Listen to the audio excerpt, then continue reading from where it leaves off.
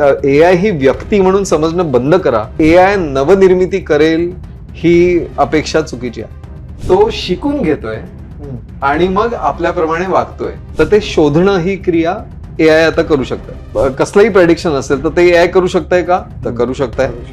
Radiologist स्वतः वापरतात AI as an assistant. तुम्हाला फक्त बसायचं असतं आणि ती गाडी तुम्हाला तुमच्या डेस्टिनेशन पर्यंत घेऊन जाते. तर एआय काही निर्माण करताय का? तर हो, क्लॉड एआय जे आहे त्यातला 80% कोड जो क्लॉडचा आहे, म्हणजे ज्याच्या मागे जे प्रोग्रामिंग लिहिलेलं आहे ते स्वतः क्लॉडनीच लिहिलेलं आहे. हॅल पुढे जाऊन त्या सगळ्यांना मारायला सुरुवात करतो. हॉलिवूडनी नेहमी आर्टिफिशियल इंटेलिजन्स म्हणजे आपला विनाश असं थोडंसं सांगायचा तो प्रयत्न केलेला आहे वर्षानुवर्ष. हा टेक डिपेंडन्स आहे. आर्टिफिशियल इंटेलिजन्स हे जे 2 शब्द आहेत ना, ते शब्द पण यायला 1956 उजाडावं लागलं. जॉन मॅकार्थी म्हणून एक माणूस होता, त्यांनी हे शब्द पहिल्यांदा म्हणले, आर्टिफिशियल इंटेलिजन्स. ज्या गोष्टी तुम्हाला थक्क करतात त्यांना एआय म्हणायला लागतात लोक. 2 महिन्यांमध्ये त्यांचे काहीतरी 10 कोटी लोक आले आणि त्यांनी वापरायला सुरुवात केली 2 महिन्यांमध्ये. Please give answer. मी नाही दिलं ते. मी म्हटलं मी का देऊ आन्सर? हे एआय कुठे सुरू होतं? जेव्हा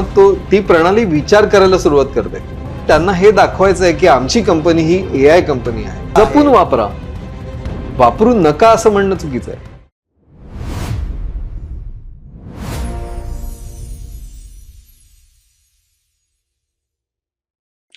नमस्कार. संहिता क्रिएशन्सच्या मजा आली पाहिजे या पॉडकास्टमध्ये मी आशिष पाथरे तुमचं मनापासून स्वागत करतो. आज आपल्यासोबत एआय म्हणजे कृत्रिम बुद्धिमत्ता या विषयावर मन मोकळ्या गप्पा मारायला आलेले आहेत आणि त्या गप्पा खऱ्या असणार आहेत. अजिबात एआयचं मिश्रण नाही आहे त्यात. असे आपले अत्यंत जवळचे, मी जवळचे का म्हणतोय कारण गेल्या वेळी ते इथे आले होते आणि त्यांनी अत्यंत उद्बोधक अशा पद्धतीचं तंत्रज्ञान आणि यूएक्स डिझाईन म्हणजे जे आपण युजर इंटरफेस म्हणतो त्याविषयी त्यांनी माहिती दिली होती आपल्याला. आता एआय हा वेगळा विषय आणि त्यांच्या आणि आपल्या सगळ्यांच्या आवडीचा, जिव्हाळ्याचा आणि कुतूहलाचा विषय घेऊन ते आलेले आहेत. सौरभ करंदीकर, नमस्कार. खूप खूप स्वागत.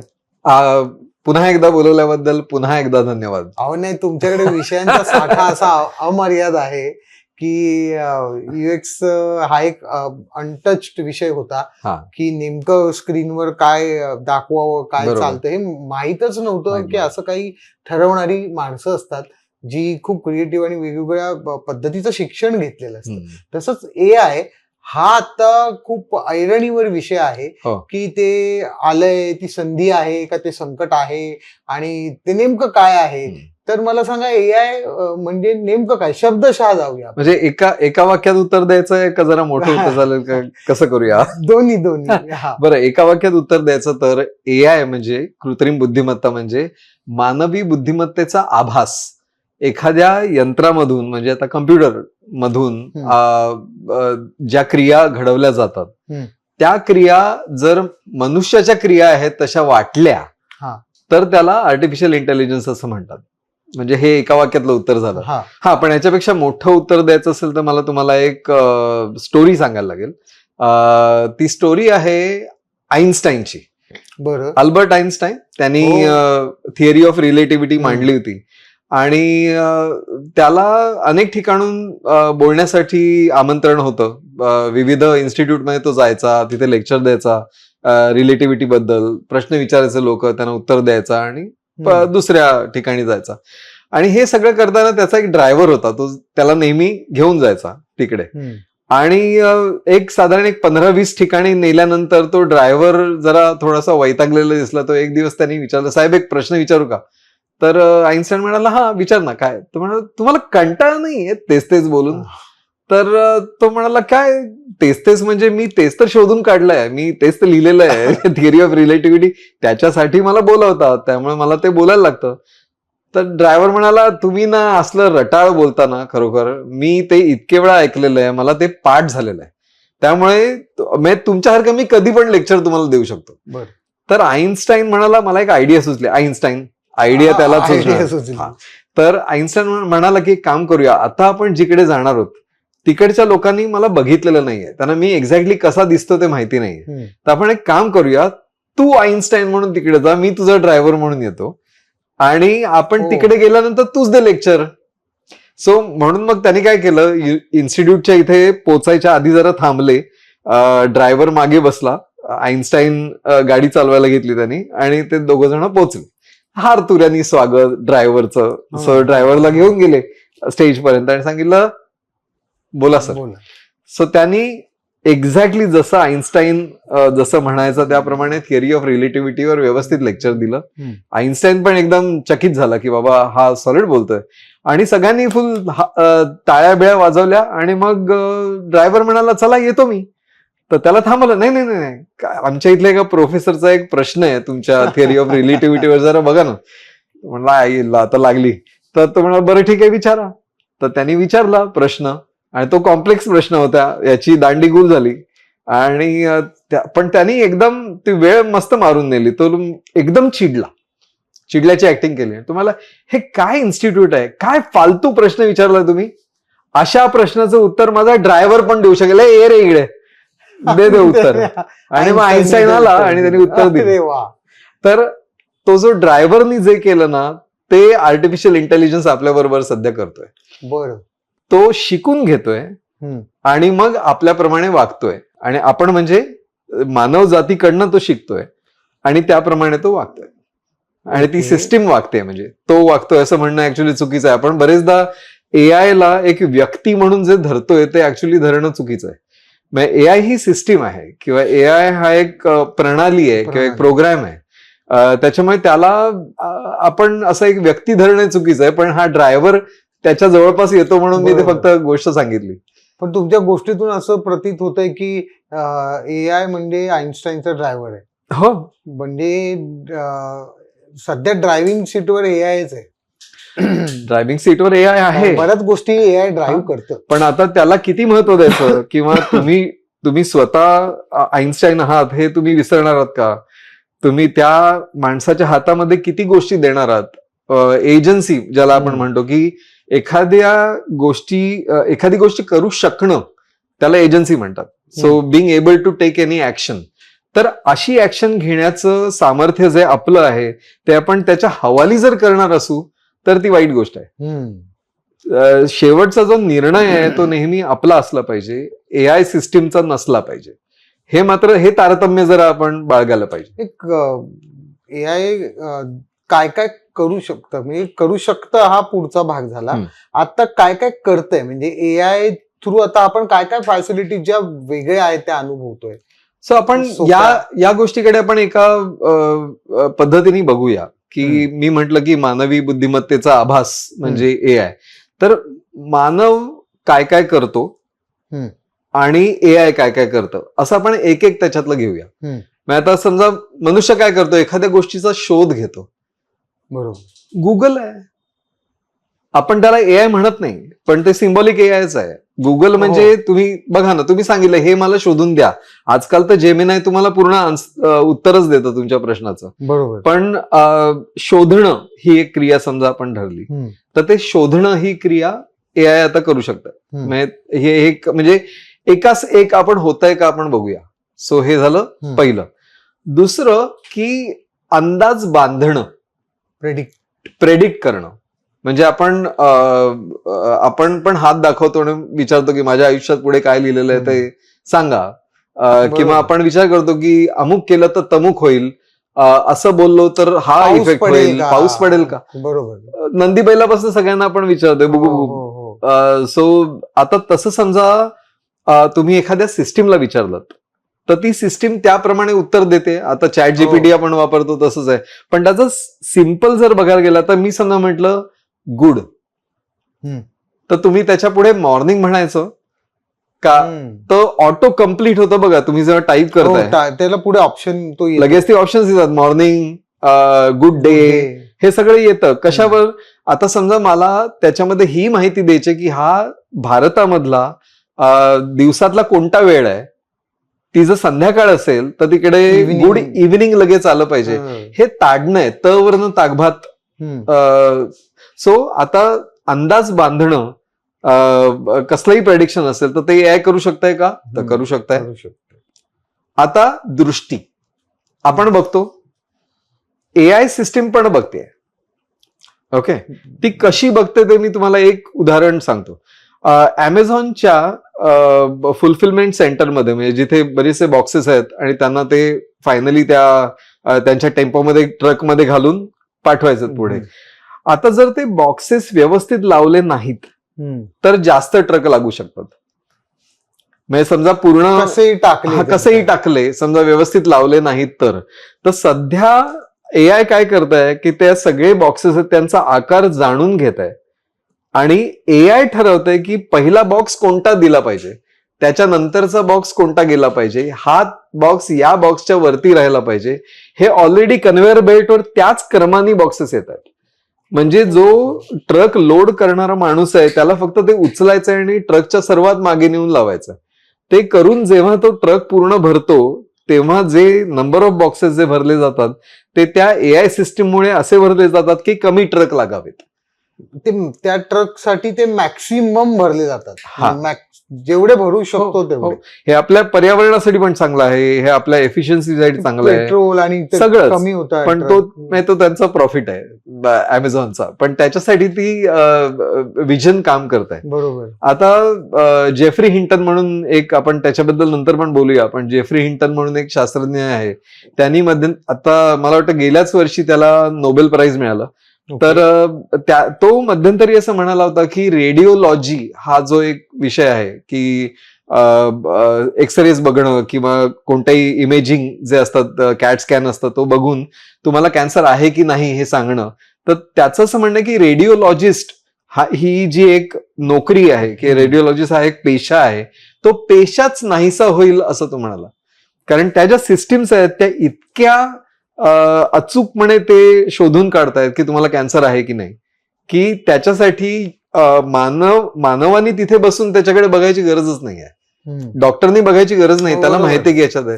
हे इमेज रेकग्निशन आहे. असं काही झालं नाही, रेडिओलॉजिस्ट आज पण काम करतात, कारण रेडिओलॉजीची ज्या डिमांड्स वाढल्या ह्याच्यामुळे. रेडिओलॉजिस्ट स्वतः वापरतात AI ऍज अन असिस्टंट, म्हणजे ते चालूच आहे.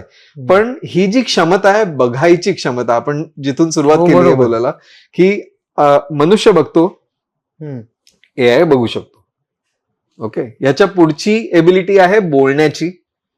आता ते मी वेगळं सांगायची गरज नाही, तुम्हाला सिरी ऐकते पण आणि बोलते पण.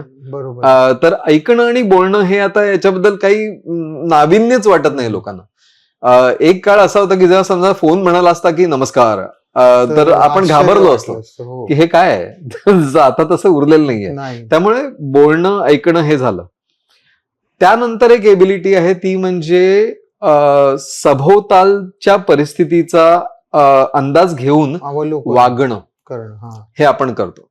म्हणजे एखाद्या ठिकाणी गर्दी असेल तर कसं तिकडनं जायचं किंवा मोकळा रस्ता असेल तर कसं चालायचं हे आपण ठरवतो.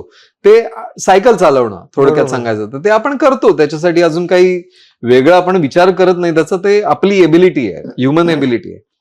आता तीच एबिलिटी तुमच्या सेल्फ ड्रायव्हिंग कारमध्ये पण आहे, जी स्वतः स्वयंचलित गाड्या आता ज्या आहेत आपल्याकडे अजून आलेल्या नाहीत. उबर अजून तरी उबर ड्रायव्हरच चालवतात, पण वेन्मो सारख्या ज्या कंपन्या आहेत US मध्ये, त्यांच्या गाड्या, म्हणजे तुम्ही सांगितलं की उबर आली, त्यात कोणी नसतं, ड्रायव्हर पण नसतो.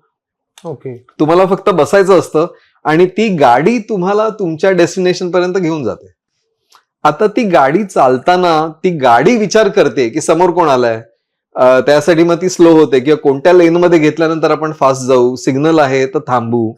ह्या सगळ्या गोष्टींचं अवलोकन करणं हे एकतर शक्य झालंय AI ला, आणि त्याप्रमाणे वागणं. कारण एक तो डेस्टिनेशन दिलेला आहे की मला तिथपर्यंत पोहोचायचं आहे, आणि अशा रीतीने पोचायचं आहे की तो कम्फर्टेबल झाला पाहिजे जो बसलेला आहे त्याच्यासाठी. हे सगळं झालेलं आहे. मग अजून आता हे झालं. त्याच्यानंतरची क्वालिटी आहे काहीतरी निर्माण करण्याची, क्रिएट. ओके, आपण काहीतरी निर्माण करतो. तर AI काही निर्माण करताय का, तर हो, डिझायनर्ससाठी किंवा आता इव्हन आपण जे व्हिडिओज बघतो ते पण, त्यात अनेक व्हिडिओज हे AI नी जनरेट केलेले असतात. जनरेटिव्ह AI हे सगळं करतच आहे. तर ती एक एबिलिटी आहे जी AI करते, म्हणजे तिथपर्यंत आलेलं आहे. शेवटचं आपण एक म्हणू शकतो की आपण प्रजनन करतो, आपण पुढच्या पिढीला जन्माला घालतो. आणि हे ऐकल्यानंतर तुम्हाला वाटत असेल की हे AI करताय का, म्हणजे त्याला काय म्हणू शकतो, रिप्रोड्यूस. सो आपण रिप्रोड्यूस करतो, एआय रिप्रोड्यूस करताय का याचं उत्तर आत्ताच तुम्हाला मिळालेलं आहे. अँथ्रॉपिक ही जी कंपनी आहे, ज्यांचं क्लॉड एआय तुम्हाला माहिती असेल, तर ते क्लॉड एआय जे आहे त्यातला 80% कोड जो क्लॉडचा आहे, म्हणजे ज्याच्या मागे जे प्रोग्रामिंग लिहिलेलं आहे ते स्वतः क्लॉडनीच लिहिलेलं आहे. अच्छा. म्हणजे क्लॉडनी आपल्या मुलाला जन्म दिल्यासारखं ते झालंय. त्यामुळे त्याच्या पुढची पिढी जी असणार आहे एआयची, त्या ज्या सिस्टीम्स आहेत त्याची निर्मिती कदाचित एआयच करणार आहे. त्याच्यामुळे तेही आपल्याकडचं त्यांनी उचललेलं आहे. प्रजनन हे पण आपल्या हातातनं गेलेलं आहे आता तिकडे. हे तुम्ही बोलताय ना, हे सगळं कुठंतरी पाहिल्यासारखं वाटतंय खूप आधी. म्हणजे याचं काहीतरी हे झालंय का पिक्चर मध्ये किंवा असं काही? आता पिक्चर म्हणायला लागलं ना की तुम्हाला हॉलिवूडच्या फिल्म्स तर आहेत आपल्याकडे नाही, तेरी मेहरबानी वगैरे मध्ये. पण याच्यामध्ये हॉलिवूडनी काय केलं माहितीये का? हॉलिवूडनी एआयला एकतर पहिली गोष्ट म्हणजे व्यक्ती केलंय. जे आपण म्हणत होतो की एआय ही व्यक्ती नाहीये असं आपण सुरुवातीला म्हटलं होतं, पण ते व्यक्ती कारण त्याला करायला लागतं, कॅरेक्टर आहे ते सिनेमा. हा. सो आता हेच म्हणजे एखाद्या निर्जीव गोष्टीमध्ये जीव टाकणं किंवा निर्जीव गोष्टीला तयार करणं हे तर खूप आधीपासून आहे. म्हणजे ग्रीक मायथॉलॉजीमध्ये त्याच्यामध्ये टॅलोस नावाचं एक पात्र आहे की जे ब्रॉन्झचा तो पुतळा असतो आणि देव त्याला तयार करतात कारण त्यांना आपलं रक्षण करण्यासाठी कोणतरी हवं असतो, म्हणून त्यांना ते तयार केलेलं आहे. 13व्या शतकामध्ये मेसोपोटेमियामध्ये ऑटोमेटॉन्स म्हणून प्रोग्रामेबल ऑटोमेटॉन्स ही संकल्पना होती की आपल्याला आपलं मनोरंजन करण्यासाठी काही व्यक्ती अशा तयार व्हाव्यात ज्यांच्यात प्राण नाहीये त्या व्यक्तींमध्ये, पण त्यांना समजा सांगितलं की चल मला बासरी वाजून दाखव, तर ती बासरी वाजून दाखवेल. अशा पद्धतीच्या व्यक्ती तयार केल्या गेल्या. म्हणजे हे तेव्हापासून चालू आहे.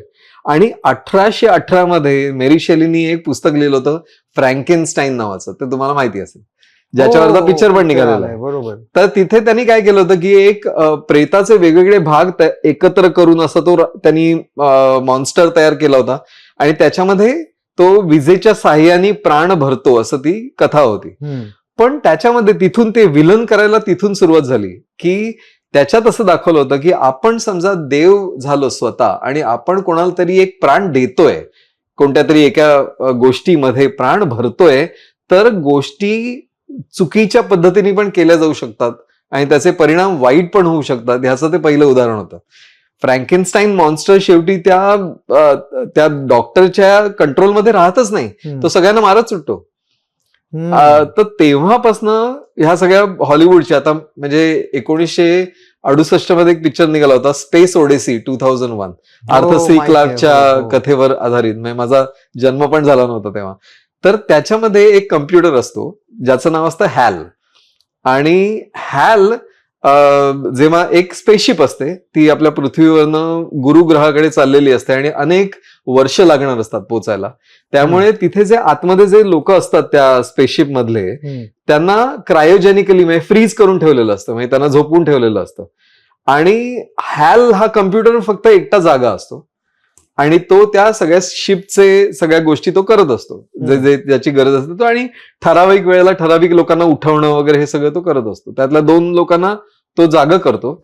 आणि ते जेव्हा जागे होतात त्याच्यानंतर त्यांना असं लक्षात येतं की हॅल या अख्ख्या स्पेसशिपचा कंट्रोल स्वतःकडे घेतोय आणि आपल्याला काही करू देत नाहीये. आणि त्याच्यानंतर हॅल पुढे जाऊन त्या सगळ्यांना मारायला सुरुवात करतो. अशी ती गोष्ट होती. म्हणजे तिथपासनं जर तुम्ही बघितलं हॉलिवूड हे नेहमी असंच करत आलेलं आहे. 1984 आपला टर्मिनेटर, आर्नॉल्ड श्वार्झनेगर.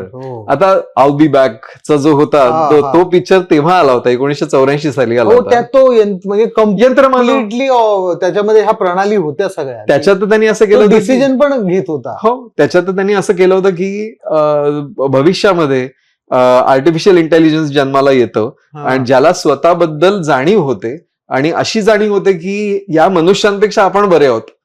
त्याच्यामुळे मनुष्य आणि आर्टिफिशियल इंटेलिजन्स यांचं युद्ध होतं आणि त्याच्यातनं तो टर्मिनेटर पाठवतात, टाइम मशीन मधनं मागे पाठवतात, अशी ती सगळी गोष्ट आहे. पण तेच ना शेवटी म्हणजे त्याला वाईटपणाकडेच घेऊन गेले एआयला. मेट्रिक्स मध्ये केलं त्यांनी तसंच. बरोबर. आता अगदी वेस्टवर्ल्ड म्हणून एक सिरियल होती 2016 मध्ये आलेली हॉटस्टारवर, तिथे पण तसंच होतं. रिओबॉम नावाचा एक AI असतो, तो ठरवतो की जगातल्या सगळ्या व्यक्तींवर आपण आता राज्य करायचं. ते काय करणार आहे त्याचं प्रेडिक्शन करतो आणि त्याच्यामुळे बऱ्याच दंगली होतात, बरंच काय काय होतं, असं सगळं ती कथा आहे. म्हणजे हे जे हॉलिवूडनी नेहमी आर्टिफिशियल इंटेलिजन्स म्हणजे आपला विनाश असं थोडंसं सांगायचा तो प्रयत्न केलेला आहे वर्षानुवर्ष, पण ह्याचा रियालिटीशी काही संबंध नाही. 2010 म्हणजे ह्याच माळेमध्ये मी अजिबात टेक्निकली माणूस नाहीये. मला दुसऱ्या मिनिटाला विसरायला होतं की फंक्शन किंवा ज्याला गती असते तो गणिताचं तसं आहे ना, ज्याला मिळतात त्याला 150 मिळतात, ज्याला नाही कळत तो बिचारा 60 आणि 50 मध्ये राहतो. बरोबर. ते गणित हा तसा विषय, ऍव्हरेज असं मध्येच कोणी नसतं त्यात. तसं टेक्नॉलॉजी आहे, ज्याला कळते तो बाप रे लेवलला जातो, नाही कळत तो साध्या गोष्टीत कन्फ्युज होतो. तसा मी आहे.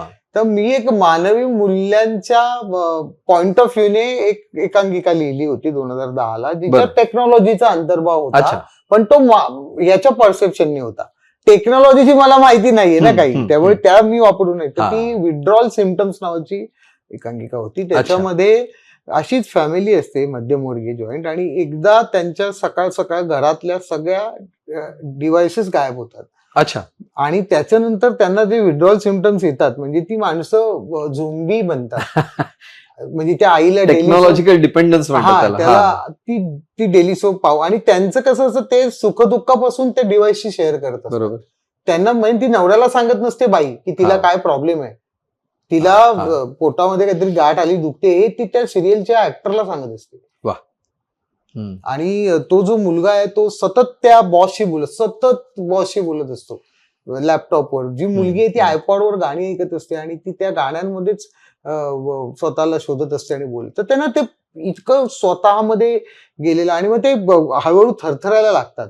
आणि त्या म्हणजे मग कळतं बापानेच ते लपवलेत. आणि मग बाप ते म्हणतो की तू माझ्याशी 2 मिनिटं बोल, मी तुला देतो. तर ते नाही बोलू शकत की बरोबर 1-2 वाक्यानंतर वडिलांशी मी काय बोलू हे कळत नाहीये. तर ह्याच्यात ते खून करायला म्हणजे हे होतात, ते व्हायलेंट होतात की दे नाही तर तुला, ते रिलेशन विसरून जातात. अशा पद्धतीचा तो एक मॅटर होता, त्याचं नाटक. पण ह्याला ना याच्यात म्हणजे ह्याची सुरुवात जर तुम्ही विचाराल की एखाद्या टेक्नॉलॉजीशी बोलणं, म्हणजे जसं आपण आता चॅट जीपीटीला सगळं आपलं मनातलं सांगतो आणि तो चॅट जीपीटी त्याचं उत्तर देतो वगैरे, हे ठीक आहे. पण 1964 मध्ये मला वाटतं 64 साली का 67 साली इलायझा नावाचा एक प्रोग्राम लिहिला होता एका मला वाटतं कोणत्या युनिव्हर्सिटीमध्ये, आता मी विसरतो. इलायझा हा प्रोग्राम थोडासा एक रोजेरियन सायकोथेरपी म्हणून एक प्रकार आहे. म्हणजे सायकोथेरपीमध्ये तुम्ही पेशंटशी बोलता आणि त्याला बोलतं करता आणि संवाद साधता, असं ते असतं. तर ते रूल जे सगळे होते रोजेरियन सायकोथेरपीचे, ते रूल सगळे टाकून त्यांनी एक प्रोग्राम तयार केला होता ज्याचं नाव होतं इलायझा. आणि त्या इलायझाशी तुम्ही समजा बोलायला बसलात आणि तुम्ही सांगितलं की हाय, आज जरा थोडंसं थकलोच मी, तर लगेच पुढचा रिस्पॉन्स तिकडनं येतो की हो, काय केलं आज एवढं थकायला. सो मग मी सांगणार की नाही, मी आज सायकल चालवत होतो. अच्छा, सायकल चालवणं आवडतं? मग मी म्हणणार ना, हो मला आवडतं खूप, मला ना अमुक अमुक ठिकाणी जायला आवडतं. अच्छा, मग अजून काय काय करतोस तू? किंवा आता समजा कोणाचं भांडण झालं असेल, ते मला सगळं जग वाईट आहे असं समजा मी लिहिलं, तर ते विचारलं काय झालं बाबा? सो मग मी म्हणणार की नाही, माझी गर्लफ्रेंड आहे, तिच्याशी माझं पटत नाही. बायका अशाच असतात, नाही एवढंच फक्त तिकडे येणार. आणि मग मी म्हणणार की हो, त्यांना एक सांगितलेलं नेहमी ते उलटून बोलतात वगैरे असं, आणि माझी गर्लफ्रेंड तर नेहमी असं करते आणि मी तसं बुजरा आहे जरा वॉट. हे काय होतंय की मी माझ्या मनातलं सांगतोय आणि ते सांगताना काही शब्द वापरतोय, सायकल, गर्लफ्रेंड, आणि या शब्दांचं आकलन करून इलायझा फक्त पुढचा प्रश्न तयार करायची. That's it, there was nothing else. आणि त्या प्रश्नातनं असं वाटायचं की अरे, या व्यक्तीला कळतंय कन्सर्न आहे. आणि परत एकदा नाव काय दिलं होतं, इलायझा. म्हणजे असं दिलं होतं की काहीतरी ह्युमन बिईंग आहे, काहीतरी ती व्यक्ती आहे कोणीतरी, आणि तिच्याशी तिथले रिसर्चर्स बोलत होते. आणि रिसर्च संपला आणि त्या प्रोफेसरनी ते ठरवलं की इलायझा आता शटडाऊन करायचं. आणि त्याच्यानंतर काही महिन्यांनी त्याला लोकांनी सांगितलं काय, तो इलायझा अजून सगळेजण वापरतायत. तुमच्याच डिपार्टमेंट मधले ज्यांना तुम्ही रिसर्चर्सना दिलं होतं ते गिलायचं तुम्ही परत ते वापरतात. त्यांनी जाऊन विचारलं का बाबा, ते म्हणाले नाही बरं वाटतं बोलायला, सुख दुःख सांगता येतात, माझ्या मनातलं बोलता येतं. आणि मला माहितीये की हा प्रोग्राम आहे, मला माहितीये की हे नुसते इनपुट्स म्हणून जातात आणि फक्त पुढचं वाक्य येणार आहे, मला हे सगळं माहिती असून सुद्धा मला गिलायचं हवे. ओके. हा टेक डिपेंडन्स आहे. म्हणजे आज आपण समजा टेक्नॉलॉजी बरोबर बोलतोय आणि समजा आता चॅट जीपीटी हेच आपण उदाहरण घेऊया. चॅट जीपीटी मध्ये आपण बोलतोय आणि रिस्पॉन्सेस येत आहेत आणि ते ह्युमन रिस्पॉन्सेस आहेत बऱ्यापैकी. आणि ते इलायचा इतके बावट पण नाही आहेत की फक्त ते शब्द एकत्र करून काय असला प्रकार नाही येतो. शिकलेलं आहे ते चॅट जीपीटी आणि ते आपल्याला उत्तरं देत आहे आणि ती उत्तरं आपल्याला हवीशी वाटतात आणि आपण त्याशी अजून बोलणार आहोत. म्हणजे हे आपल्याला एका पद्धतीचं व्यसन लागलंय असं म्हणायला हरकत नाही की आपण त्याशी बोलल्याशिवाय आपलं पान हलत नाहीये. म्हणजे त्याचे चांगले भाग पण आहेत. म्हणजे मध्यंतरी एक टेक्नॉलॉजी कंपनीची सीईओ होती, तिने एक ब्लॉग पोस्ट लिहिली होती लिंक्डइनवर की तिच्या वडिलांना काहीतरी एक आजार होता आणि त्यांच्या आयुष्याची काही वर्षच राहिली होती किंवा काही काळच राहिला होता. पण किती जरी डॉक्टर आणले तरी ते त्यांना समजत नव्हतं की काय झालंय या व्यक्तीला. तर एक दिवस ती बसली आणि म्हणाली बस आता मी चॅट जीपीटी ओपन करणार आहे आणि जे जे रिपोर्ट आहेत त्याची सगळे स्कॅन टाकले, त्यांनी रिपोर्ट टाकलं, डॉक्टर काय म्हणतात ते लिहिलं, सगळे प्रश्नांची उत्तरं दिली. आणि तिचं म्हणणं होतं, तिने डिटेल्स दिली नाहीत, पण तिचं असं म्हणणं होतं की चॅट जीपीटीने तिला फायनली सांगितलं जे डॉक्टरांनी आधीच सांगायला पाहिजे होतं. ओके. आणि तिला शेवटी कळलं की ही व्यक्ती काय फारशी जिवंत राहणार नाहीये. तर दर दिवशी जे काय सिम्पटम्स असायचे तिच्या वडिलांचे ते ती टाईप करायची जीपीटी मध्ये. आणि त्या जीपीटीच्या आधीच्या कॉन्व्हर्सेशन मध्ये माहिती होतं त्या पर्टिक्युलर चॅटला की काय ती बोलणार आहे.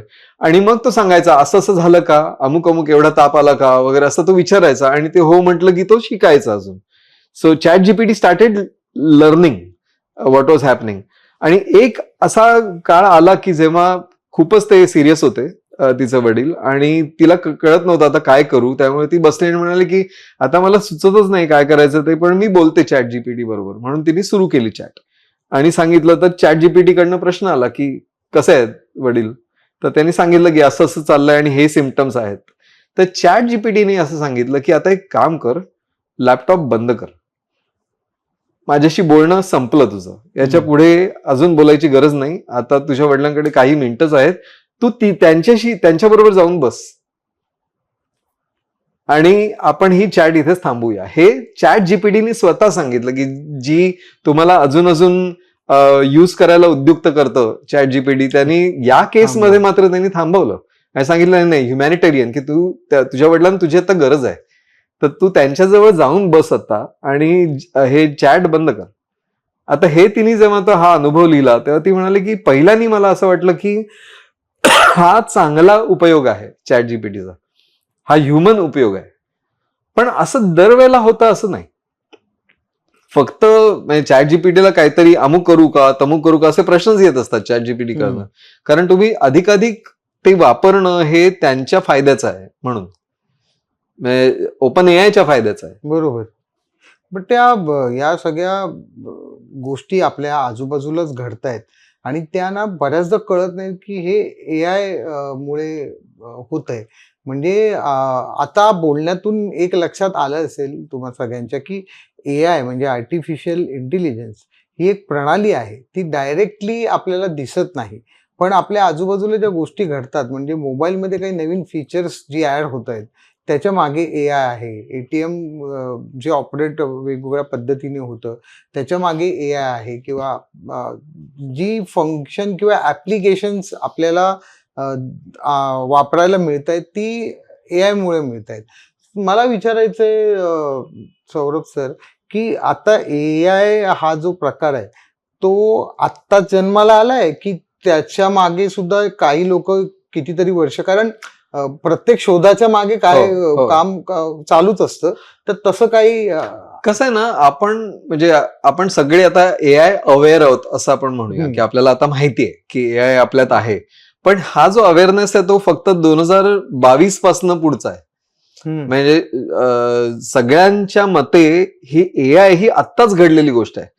हा म्हणजे असं वाटतंय हा. असं वाटतंय. पण एआयचा इतिहास खूप मोठा आहे. म्हणजे आपण आता सगळ्या म्हणजे हॅल आणि यांच्याबद्दल बोललो, हॉलिवूड मधल्या फिल्म्स बरोबर, बद्दल बोललो बरोबर. किंवा मेरी शेलीच्या फ्रँकेनस्टाईन बद्दल बोललो, पण रियालिटीमध्ये तुम्ही जर बघितलं तर 1950 पासून याची सुरुवात झाली होती. म्हणजे ऍक्च्युली त्याच्यावर काम करायला म्हणजे ग्रीक मध्ये जे हो, रेफरन्स ती वगैरे ते संकल्पना reference होती, मध्ये ती आहे. संकल्पना आहे. आणि तिथे पण कसं होतं, ग्रीक पुराणांमध्ये सुद्धा ती व्यक्ती होती, ती मशीन नव्हतं. बरोबर. आता ते मशीनचे हा, जे प्रयत्न आहेत ते करेक्ट. 50 सो पासून बरोबर, सुरू आहेत. कारण चार्ल्स बॅबेज म्हणा किंवा ज्यांनी कम्प्युटरच्या आधीच्या प्रणालीवर काम केलं होतं ते 1910 वगैरे अशा 1908 वगैरे अशा सुरुवातीला होतं.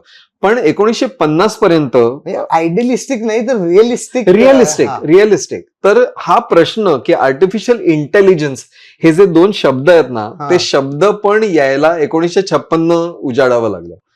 अच्छा, आता हे काम आपण आर्टिफिशियल इंटेलिजन्स. हा, एक जॉन मॅकार्थी म्हणून एक माणूस होता, त्यांनी हे शब्द पहिल्यांदा म्हणले, आर्टिफिशियल इंटेलिजन्स. ह्युमन इंटेलिजन्सचा आभास असं ते त्यांनी त्यावेळेला केलं होतं. आणि त्यांनी का केलं होतं, त्याला एक प्रोजेक्ट त्याला करायचं होतं आणि अमेरिकन मिलिटरीसाठी त्याला ते प्रोजेक्ट द्यायचं होतं पुढे, आणि त्या प्रोजेक्टला नाव सुचेना, तर ते नाव म्हणून त्यांनी ते वापरलं होतं. पण आर्टिफिशियल इंटेलिजन्स ह्या शब्दांशिवाय सुद्धा की मनुष्य आहे का मशीन आहे हे जाणून घेण्याची एक टेस्ट होती, आणि ती टेस्ट 1950 मध्येच लिहिली होती. ओके. ती आता आपण एक इमिटेशन गेम म्हणून पिक्चर आहे जो ॲलन ट्युरिंग नावाच्या एका शास्त्रज्ञाबद्दलचा आहे तो. तर ॲलन ट्युरिंगनी ही टेस्ट केली होती. आता ती टेस्ट खूप छान आहे की आता असं धरा की 3 खोल्या आहेत आणि ऑब्झर्व्हर म्हणजे आपण एका खोलीमध्ये बसलोय, दुसऱ्या खोलीमध्ये आपल्याला माहिती नाही कोण कुठे जात आहे, दुसऱ्या खोलीमध्ये एका खोलीमध्ये माणूस आहे आणि दुसऱ्या खोलीमध्ये आर्टिफिशियल इंटेलिजन्स सिस्टीम आहे. म्हणजे त्या काळात त्याचं नाव वेगळं, त्यांनी ऑटोमेशन असं म्हटलं होतं, आर्टिफिशियल इंटेलिजन्स सिस्टीम आहे. तर ती ट्युरिंग टेस्ट अशी की तुम्हाला एक दिलेले प्रश्न आहेत, ते तुम्ही मजकूर लिहायचा त्या प्रश्नाचा आणि त्याच्या 2 चिठ्ठ्या पाठवायच्या 2 ठिकाणी. ओके, तुमचे असिस्टंट घेऊन जाणार, त्याच्यातनं त्यांनी लिहिलेलं म्हणजे त्यांच्याकडनं आलेलं उत्तर ते दोघांचं घेऊन येणार. एका रूम मध्ये जो बसलाय, कुठे कोण आहे माहिती नाही तुम्हाला. ज्या वेळेला तुम्हाला कळणार नाही की हे उत्तर माणसाकडनं आलंय का मशीनकडनं आलंय, सेम प्रश्न आहे. हा, सेम प्रश्न आहे. त्याचं उत्तर जे दोघांनी दिलेलं आहे ते इतकं जुळतं आहे की तुम्हाला कळत नाही की आता हे माणसाने दिलेलं उत्तर आहे का मशीनने दिलेलं उत्तर आहे. असं जेव्हा होतं तेव्हा ती ट्युरिंग टेस्ट पास केली असं म्हणतात. अच्छा. सो ही तेव्हा म्हणजे 1950 मध्ये त्यांनी हा विचार केलेला होता. आता इश्यू असा झाला की 1950 आणि हे सगळे जे आपण जे बघतो सेकंड वर्ल्ड वॉर नंतरच्या गोष्टी आहेत, त्यामुळे तेव्हा सगळेजण अशा प्रकारच्या टेक्नॉलॉजीमध्ये पैसा ओतत होते. म्हणजे रिसर्चर्स म्हणा, मिलिटरी, अमेरिकन मिलिटरी याच्यामध्ये पैसा घालत होती, जगातल्या अनेक मिलिटरीज याच्यामध्ये पैसा घालत होत्या, आणि हे सगळे जे संशोधक होते त्यांना हे पुढे न्यायचं होतं. म्हणजे 1956 मध्ये त्याला निदान ते एक शब्द मिळाले की आर्टिफिशियल इंटेलिजन्स असं त्याला नाव दिलं गेलं. त्याच्यानंतर 1980 पर्यंत लोकांनी वेगवेगळ्या पद्धतीने प्रकार करून बघितले की आपण सगळी उत्तरं टाकूया मशीनमध्ये, मग कोणताही प्रश्न विचारू दे, एक उत्तर तर बाहेर येणार. अच्छा. असं म्हणून त्यांनी ती सुरुवात केलं. पण दॅट वॉज प्रोग्रॅमेबल एआय. म्हणजे प्रोग्रॅमेबल एआयचा प्रॉब्लेम असा आहे की तुम्ही जर उत्तर आतमध्ये टाकलं नाही तर ते येणारच नाही बाहेर. आणि त्या एवढा जर कष्ट पडणार आहेत सगळी उत्तरं टाकण्यासाठी जगातल्या, तर मग त्याचा म्हणजे ते आपले 21 अपेक्षित प्रश्नसंच आहेत ते सगळेच टाकले आणि म्हटलं एक प्रश्न विचारा मग त्याचं उत्तर येणार, तर मग त्याच्यात एवढं काय ग्रेट. 22 विचारलं कोणीतरी, मग काय करायचं, कारण ते उत्तरच नाही आतमध्ये, त्याच्यामुळे ते जरा वेगळा प्रश्न विचारला तरी चालणार नाही. हे असं तेव्हा खूप व्हायला लागलं. मग जेफ्री हिंटननी असं म्हणालं तेव्हा की जो शास्त्रज्ञ आपण बोलणार होतो त्याबद्दल, तर त्यांनी 1980 मध्ये असं सुचवलं होतं की तुम्ही असं ट्रेन करू नका कम्प्युटर, सगळी उत्तरं आतमध्ये टाकू नका. म्हणजे याचं एक साधं उदाहरण सांगतो की पहिलं आपल्या हातात आलेलं पहिलं एआय कोणतं आहे माहिती आहे तुम्हाला? आपल्या सगळ्यांच्या हातात. 1970 मध्ये आलं कॅल्क्युलेटर. म्हणजे मानवी बुद्धिमत्तेचा आभास असं जर म्हणाल किंवा अशी करायचो, कागदावर करायचो, मनुष्य जे करतो ते मशीन करतंय. हा जर रूल लावला तर कॅल्क्युलेटर हे पहिलं एआय आहे. बरोबर. सो त्या कॅल्क्युलेटर मध्ये सगळ्या प्रकारचे गणितांचे रूल्स ऑलरेडी टाकलेले आहेत. हो. That was rule based programming. जे 1970 मध्ये चालू होतं. आता त्याला आपण एआय म्हणतच नाही. हा एक बाय द वे हा अजून एक प्रॉब्लेम आहे. एआय म्हणजे नक्की काय हे त्या त्या काळात म्हटलं जातं की हे एआय आहे. म्हणजे ज्या गोष्टी तुम्हाला थक्क करतात त्यांना एआय म्हणायला लागतात लोक. म्हणजे आता फोर्ड मोटर कंपनीमध्ये 1920 मध्ये त्यांनी जी मॅन्युफॅक्चरिंग प्रोसेस होती गाडी तयार करायची त्यांची, म्हणजे त्यांना कन्व्हेअर बेल्ट मध्ये एक एक गाडी पुढे पुढे जायची, एक एक पार्ट बसवत जायचे लोक. आणि तेच त्यांनी 1980 मध्ये रोबोटिक आर्म्स आणले. सगळीकडे तेच आहे. कोणी स्वतःहून असे स्क्रू फिट करतच नाही गाड्यांना. तर त्याला एआय का नाही म्हणत? ती एआय आहे. ते हात जे येतात मेकॅनिकल ते समजून घेतात ना, सेन्सर्स आहेत ना, की कुठे तो पत्रा आहे त्याप्रमाणे कुठे स्क्रू मारायचा. हे ठरवतं कोणतं? ते हात ठरवतायत. मग ते एआय नाहीत का? सो त्याला म्हणतात एआय इफेक्ट. म्हणजे जे तुम्हाला थक्क करत नाही त्याला तुम्ही म्हणता हा प्रोग्रामिंग आहे, हा हे रोबोटिक आहे, हा याचं काय, पण ते एआय आहे. तर हे सगळं चालू होतं रूल बेस्ड प्रोग्रामिंग 1970-80 पर्यंत. 80 नंतर त्यांना असं कळलं की जेफ्री हिंटन म्हणाला की एक काम करूया का, हा प्रकार चुकीचा आहे, आपण त्याच्यापेक्षा एआयला ओव्हरऑल सगळं शिकवूया आणि त्याचं जो प्रोग्रामिंग म्हणजे त्याची जी पद्धत आहे उत्तर द्यायची त्याच्यामध्ये आपण आपलं डोकं जसं काम करतं तसं आपण करूया. आता मी एक उदाहरण सांगतो. आपण पटकन असं कुठेतरी बघितलं, पहिल्यानी आपल्याला काय दिसतं? आकार दिसतो, मग त्याचं टेक्स्चर दिसतं, मग कलर दिसतो, मग त्याच्यावर काहीतरी लाईट पडलाय, मग कळतं की अरे बापरे ही सुरी आहे, त्याला पण हात लावला तर आपल्याला लागणार आहे. हे आकलन जे होतं त्या आकलनाचे काही एक लेयर्स आहेत. एका पद्धतीने ते आकलन होत जातं. तर जेफ्री हिंटन म्हणाला की आपण असं काही नाही शिकवत की त्याला एक आकार दिला, त्याला आधी आकार कळू दे, मग त्याला कळू दे की याच्या आतमधला हा भाग काय आहे, मग हा कुत्र्यासारखा दिसतो का, तर त्याला कळू दे की हा कुत्रा आहे, मग कुत्र्याची एवढ्या सगळ्या स्पीशीज आहेत त्यापैकी कोणती जात आहे कुत्र्याची ते त्याला कळत. असं लेअर मध्ये करूया का? आणि सगळे म्हणाले हे इंटरेस्टिंग आहे, पण आपले कम्प्युटर्स तेवढे प्रगत नाही आहेत. आणि तेव्हा म्हणजे इंजिनियरला तुम्ही विचाराल तर ते सांगतील की हा एआय विंटर होता. म्हणजे अचानक सगळी एआय प्रोजेक्ट बंद पडली कारण कम्प्युटर नाहीत. मिलिटरीचा इंटरेस्ट संपला होता या एआय मध्ये. त्यांना वाटत आहे काय नाही ना, नुसती उत्तर टाकतात आणि ते बाहेर येतं, याच्यात फंडिंग बंद झालं, रिसर्च बंद झाले, एआय विंटर चालू झाला आणि कोणी हे सगळं विसरून गेले लोक. पण शास्त्रज्ञ विसरले नाहीत, ते काम करत. राम मंदिराची प्रोसेस चालू होती, म्हणजे ते बांधलं जात. हो ना, आपल्याकडे चालू असतो. आपल्याकडे जो काही इंटेलिजन्स वापरत होता टेन्शन होतं की एआय कसं निर्माण करू की आता फंडिंग नाही मिळणार, आपल्याला तो मस्जिद तोडायची. आणि त्यांचा प्रॉब्लेम असा झाला की एखाद्या याला कम्प्युटर जर शिकवायचा आहे तर तो डेटा तर पाहिजे. इंटरनेट नव्हतं, आपण सोशल मीडियावर भारंभार पिक्चर टाकत नव्हतो, त्यामुळे तो डेटा पण उपलब्ध नव्हता. हे सगळं 2012 मध्ये ब्रेक झालं. 2012 मध्ये जेफ्री हिंटन आणि त्याचे काही सहकारी होते, त्यांनी एक कॉम्पिटिशन जिंकली. ती कॉम्पिटिशन होती इमेजनेट म्हणून एक कॉम्पिटिशन होती. 14 कोटी इमेजेस होत्या आणि त्या 14 कोटी इमेजेस कसल्या आहेत ते शोधून काढायची ती कॉम्पिटिशन होती. आणि ती शोधून काढायची कशी? स्वतःहून नाही, प्रोग्राम लिहायचा, त्या प्रोग्रामनी ते शोधून काढलं पाहिजे.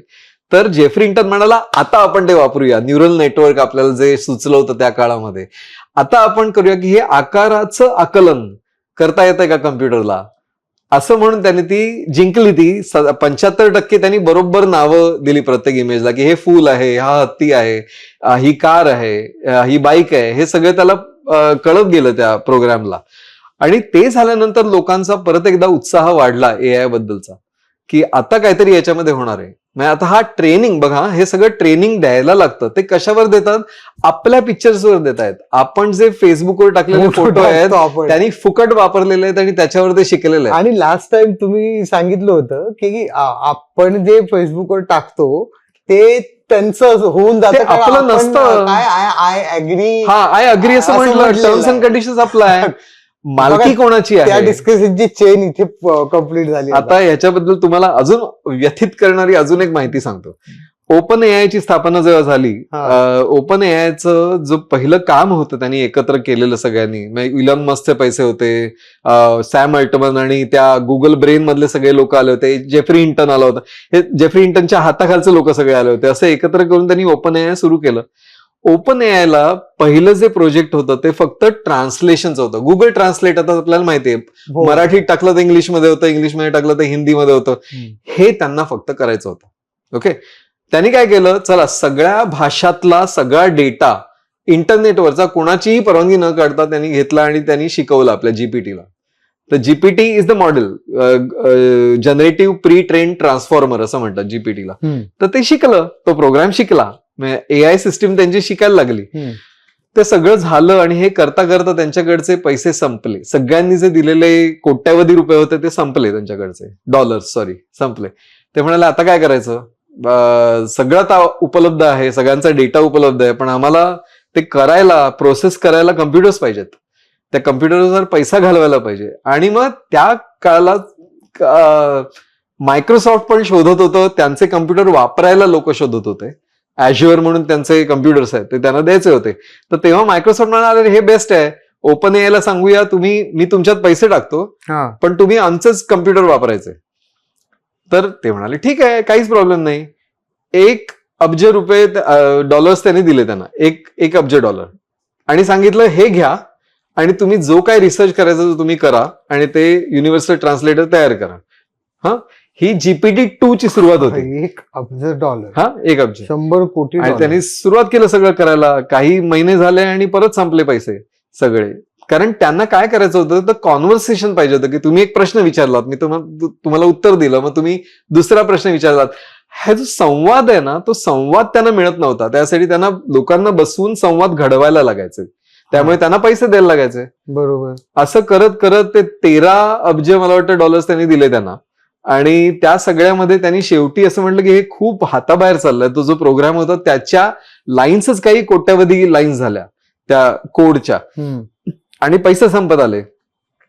कोणाला तरी सुचलं की आपण एक काम करूया का, आपण लोकांना सांगतो की बसा आणि कॉन्व्हर्सेशन करत, त्यापेक्षा हा प्रोग्राम आपण एक टेस्ट म्हणून जगभरातच देऊया ना, फ्री म्हणून सगळ्यांना, आणि बघूया त्यांना करू दे कॉन्व्हर्सेशन्स. ज्याचं नाव होतं चॅट जीपीटी. आणि ते चॅट जीपीटी जेव्हा आलं तेव्हा अचानक लोक जे काय आले एकदम, की त्यांना ते कळायलाच तयार नाही की 2 महिन्यांमध्ये त्यांचे काहीतरी 10 कोटी लोक आले आणि त्यांनी वापरायला सुरुवात केली 2 महिन्यांमध्ये.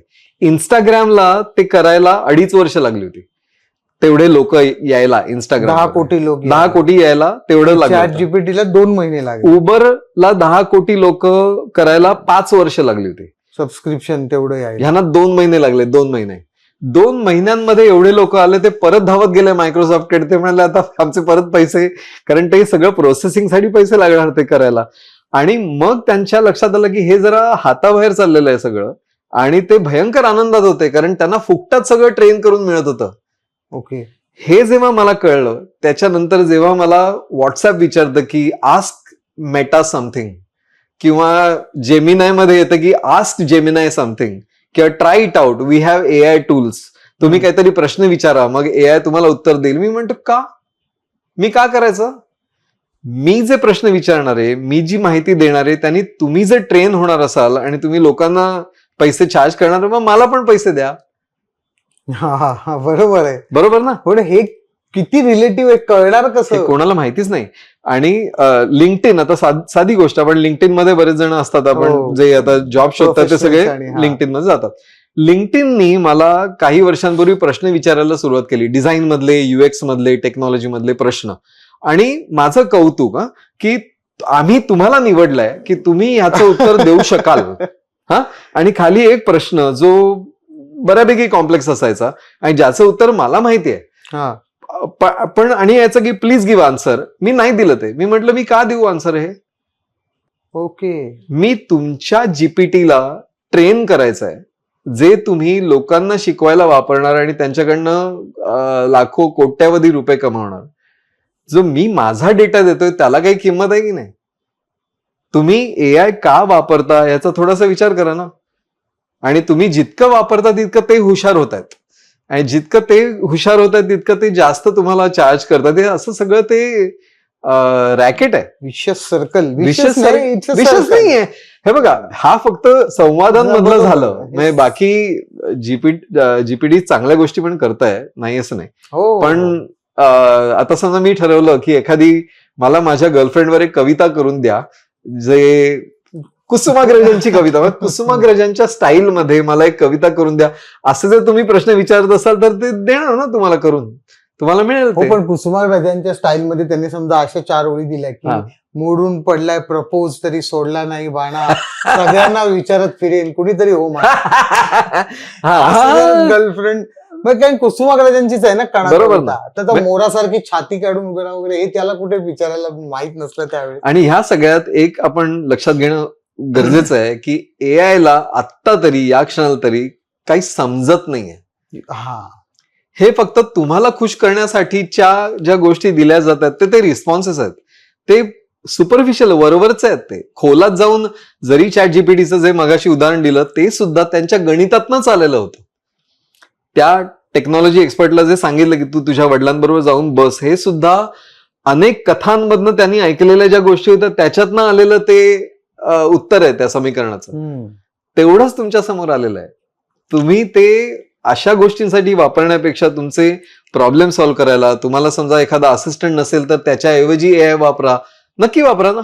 त्यांनी लोकांचे बिझनेसेस मोठे होणार आहेत. तुम्ही स्वतःची म्हणजे तुम्ही समजा असं ठरवलं, तुम्ही एक समजा विद्यार्थी आहात आणि तुम्हाला गृहपाठ करायचा आहे आणि तुम्ही ठरवलं चला ChatGPTला सांगूया आणि पटकन गृहपाठ करून देऊन टाकूया. वर्गातल्या सगळ्या लोकांची उत्तरं सेम असणार. हा, कारण सगळ्यांनी ChatGPTला विचारलंय. हा, त्या शिक्षकांना पण कळणार ना की काय चाललंय.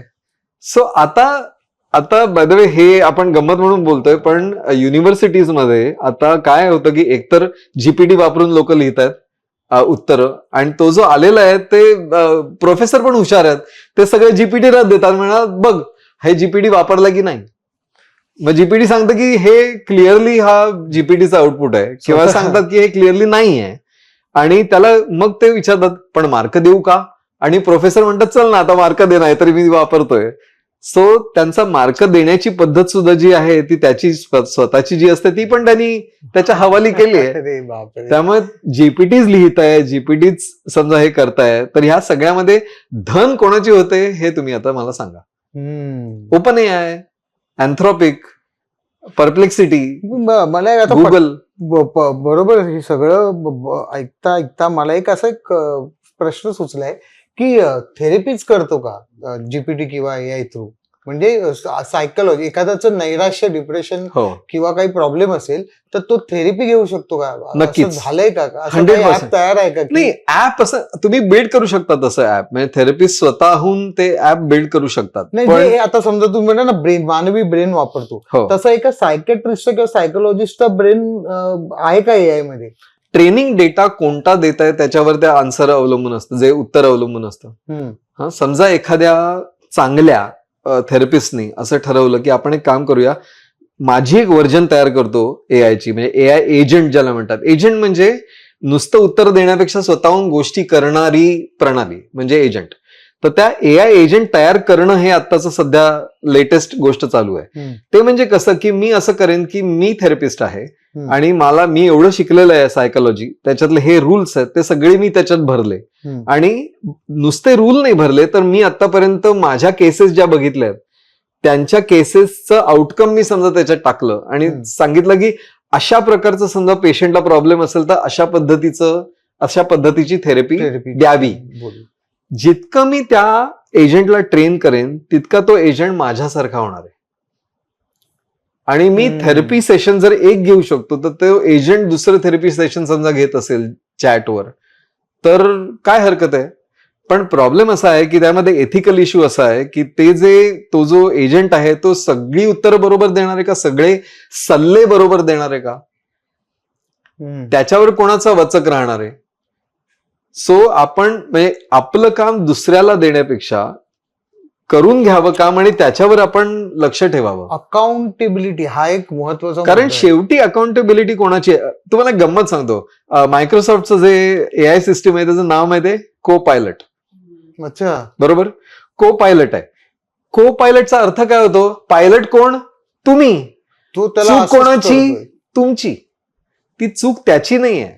आणि म्हणूनच जे मी सुरुवातीला म्हणत होतो की तुम्ही AI ही व्यक्ती म्हणून समजणं बंद करा, ह्याच्या मागे तेच आहे. युनिव्हर्सिटी ऑफ बॉस्टन मध्ये आता रिसर्च एक चालू होता की जर तुम्ही AI सिस्टीम वापरलीत ऑफिसमध्ये आणि त्याला एक नाव दिलं, ओके, म्हणजे ॲलेक्स असं नाव दिलं समजा त्या सिस्टीमला, तर असं होतं की त्याच्याबरोबर काम करणारे जे लोक असतात ना ते गाफील राहतात. तर ॲलेक्स म्हणतो ते बरोबरच असणार असं धरून चालतात आणि त्याच्या चुका त्याचे कलिग्स पकडतच नाहीयेत.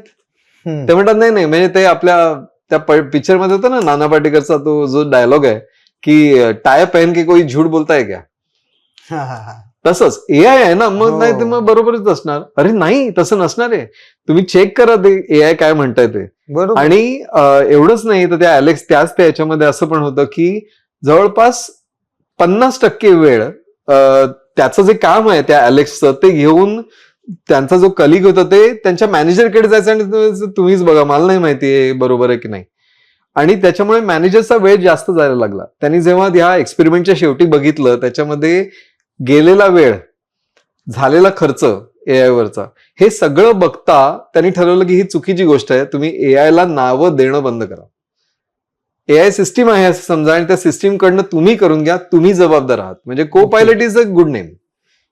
पायलट शेवटी तुम्ही प्लेन तुम्ही उडवताय, तो को पायलट नाही उडवताय. म्हणजे अशा अनेक गोष्टी AI थ्रू आपण त्याला फीड करू शकतो. जसं की आता काही लोक ग्रह ताऱ्यांचं ज्योतिष सांगतात की तुझा बाबा सिंह इकडे आहे का, म्हणजे आपल्या आजूबाजूला आपण बघतो, तर ते सुद्धा तिकडे फीड केलं तर ते तसं तो भविष्य ते सांगतो. उलट ते सोपं आहे ना, कारण ते रूल बेस्ड प्रोग्रामिंग आहे. तुम्ही रूल टाकलेत, जे 1970 मध्ये व्हायचं तेच आहे ते, की रूल टाका आणि त्यातनं ती उत्तरं बाहेर येणार आहेत.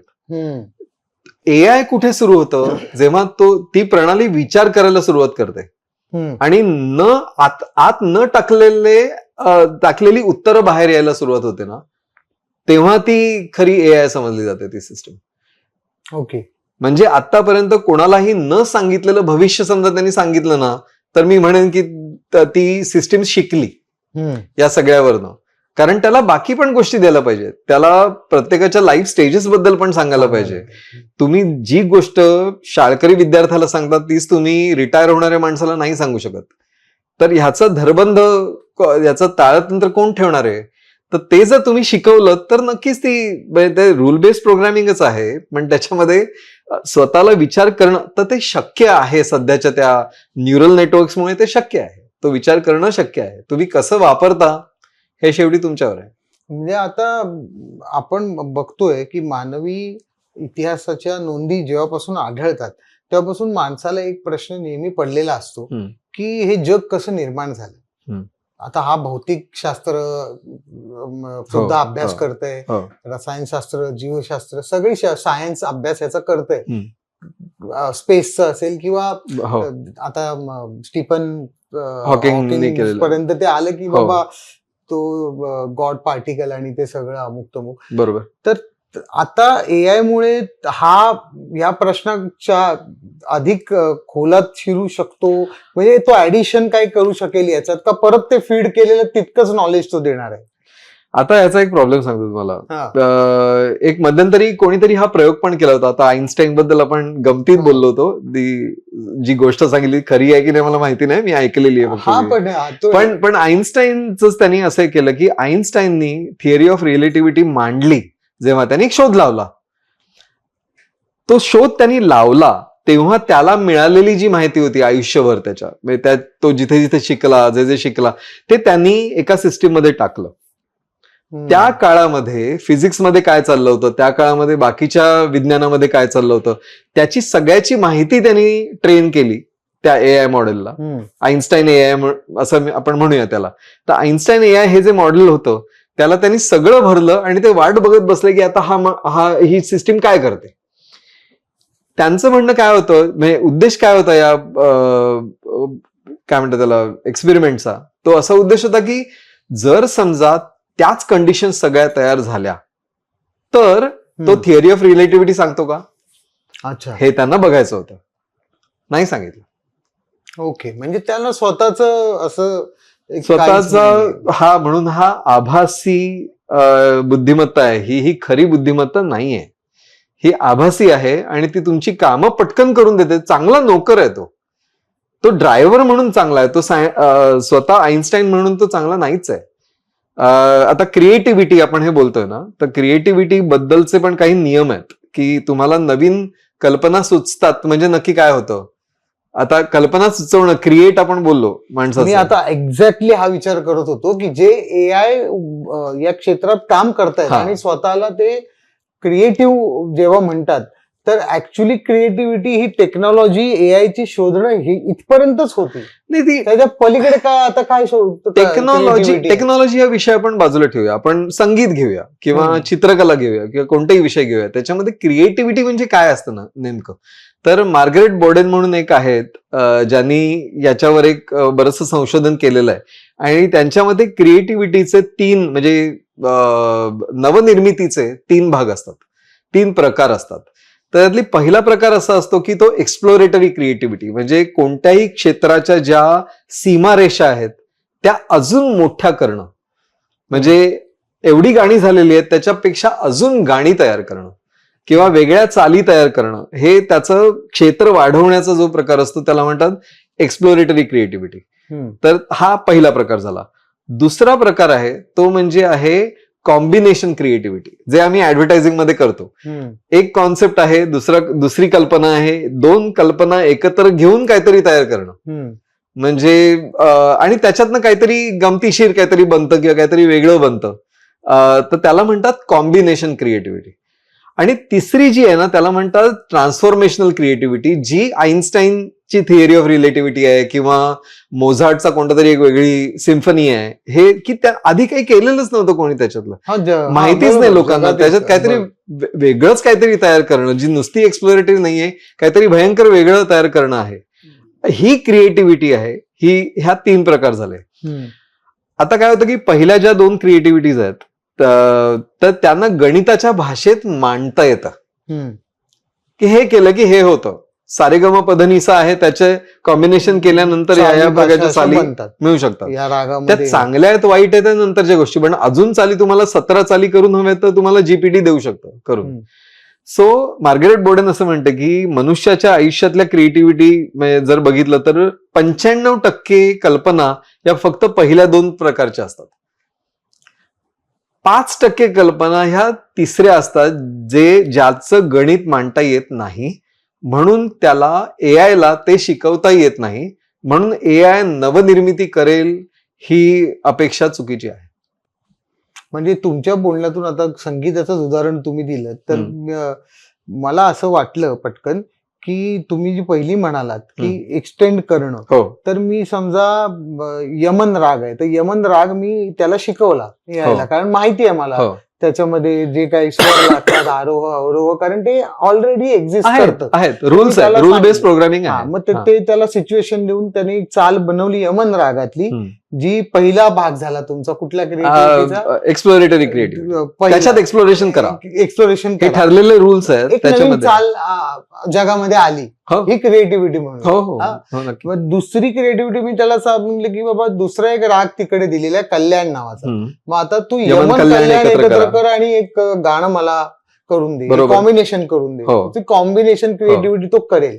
आता मी त्याला तिसरा जर प्रश्न हा टाकला की बाबा रे तू एक काम कर, तुझ्याकडे यमन आहे, तुझ्याकडे कल्याण आहे, तुझ्याकडे नंद आहे, तुझ्याकडे ललत आहे, तुझ्याकडे असे 200 राग आहेत, मला 201 वा राग हवाय, करेक्ट, नवीन राग, करेक्ट, मला करून दे, येस, जो अस्तित्वात बाहेरच्या जगातही नाहीये, तर तो तिथे होणार नाही. तो काय विचारेल माहितीये, ती सिस्टीम काय विचारेल माहितीये, ती विचारेल की असं जर करायचं असेल तर त्याचे रूल्स काय, आणि ते रूल्स आपल्याला माहिती, आपण 201 केला असतं ना मानव, नाही आम्हाला माहिती नाही, मग तो म्हणणार मग आम्हाला पण करता येत नाही.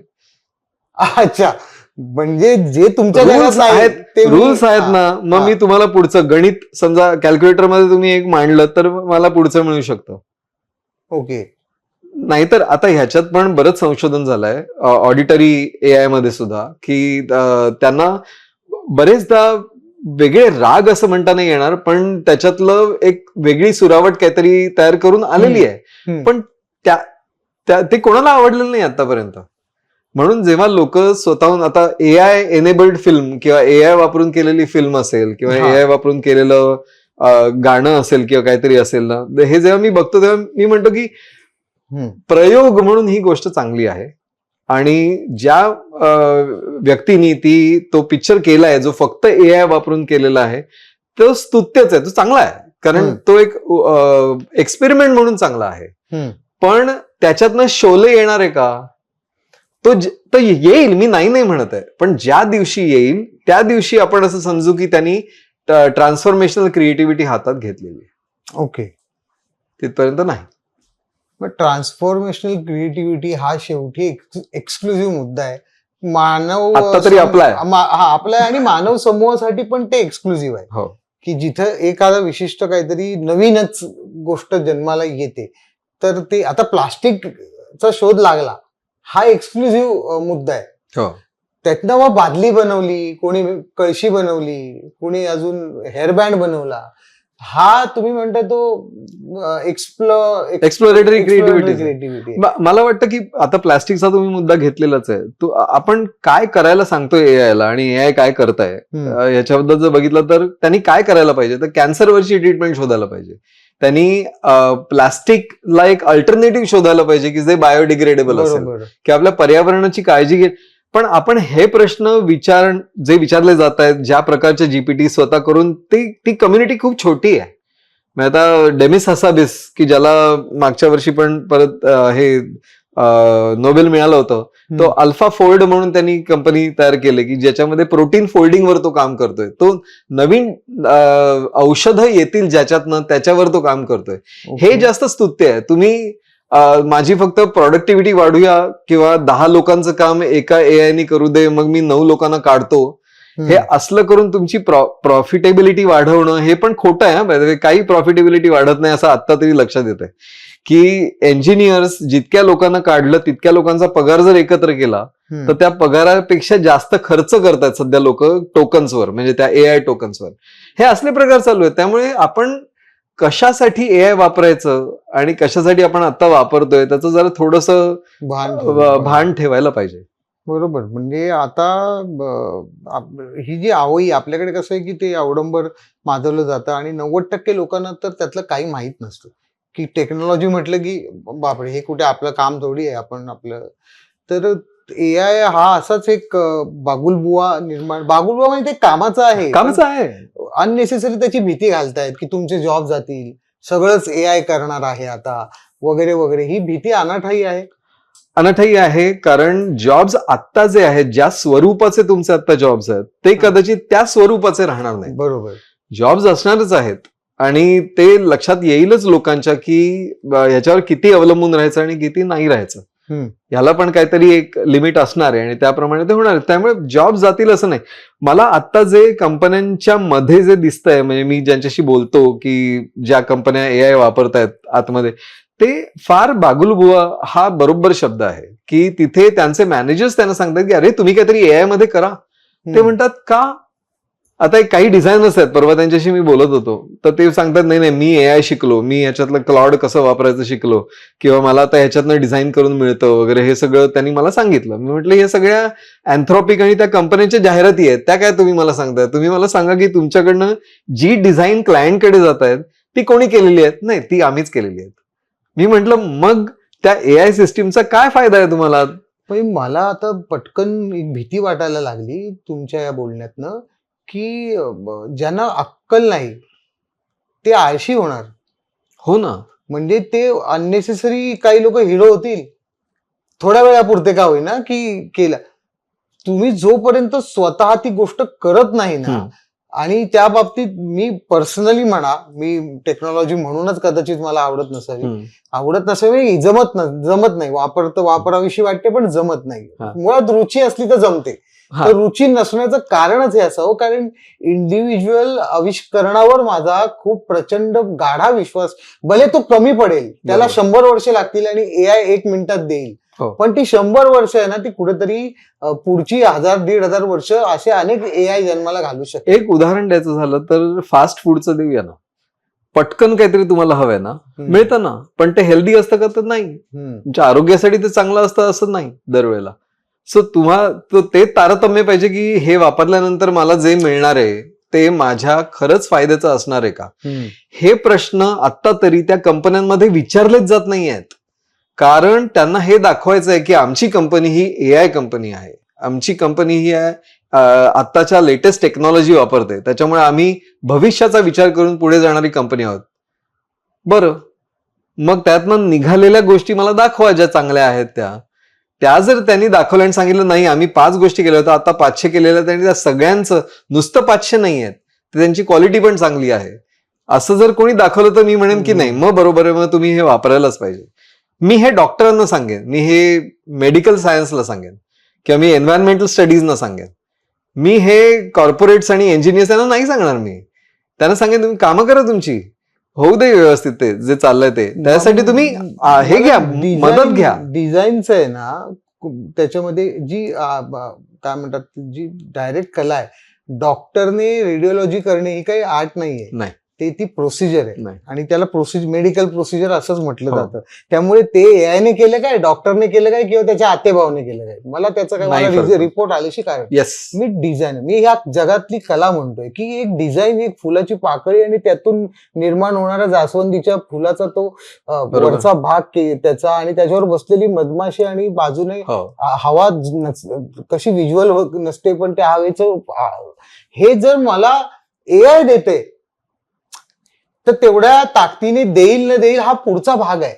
मला ते काढावं असं वाटत नाही. इथे झालेला माझा पराभव हा माझ्यासाठी अत्यंत महत्वाचा आहे. तुमचं किती नुकसान होत आहे, एक आर्टिस्ट म्हणून मी माझं मारलं ना तिकडे, तुमचं कसं नुकसान होत आहे, कशा पद्धतीने नुकसान होत आहे आपण बघूया. म्हणजे आता हे आपण विषय निघालाच आहे नुकसान, की तुमचं पर्सनली नुकसान काय होत आहे की तुम्ही तुमचं अवयव वापरणं बंद केलंय.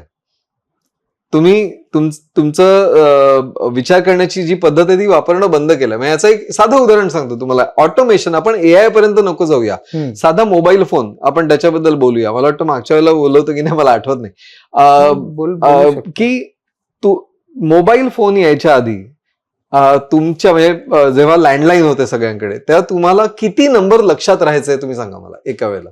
हा ते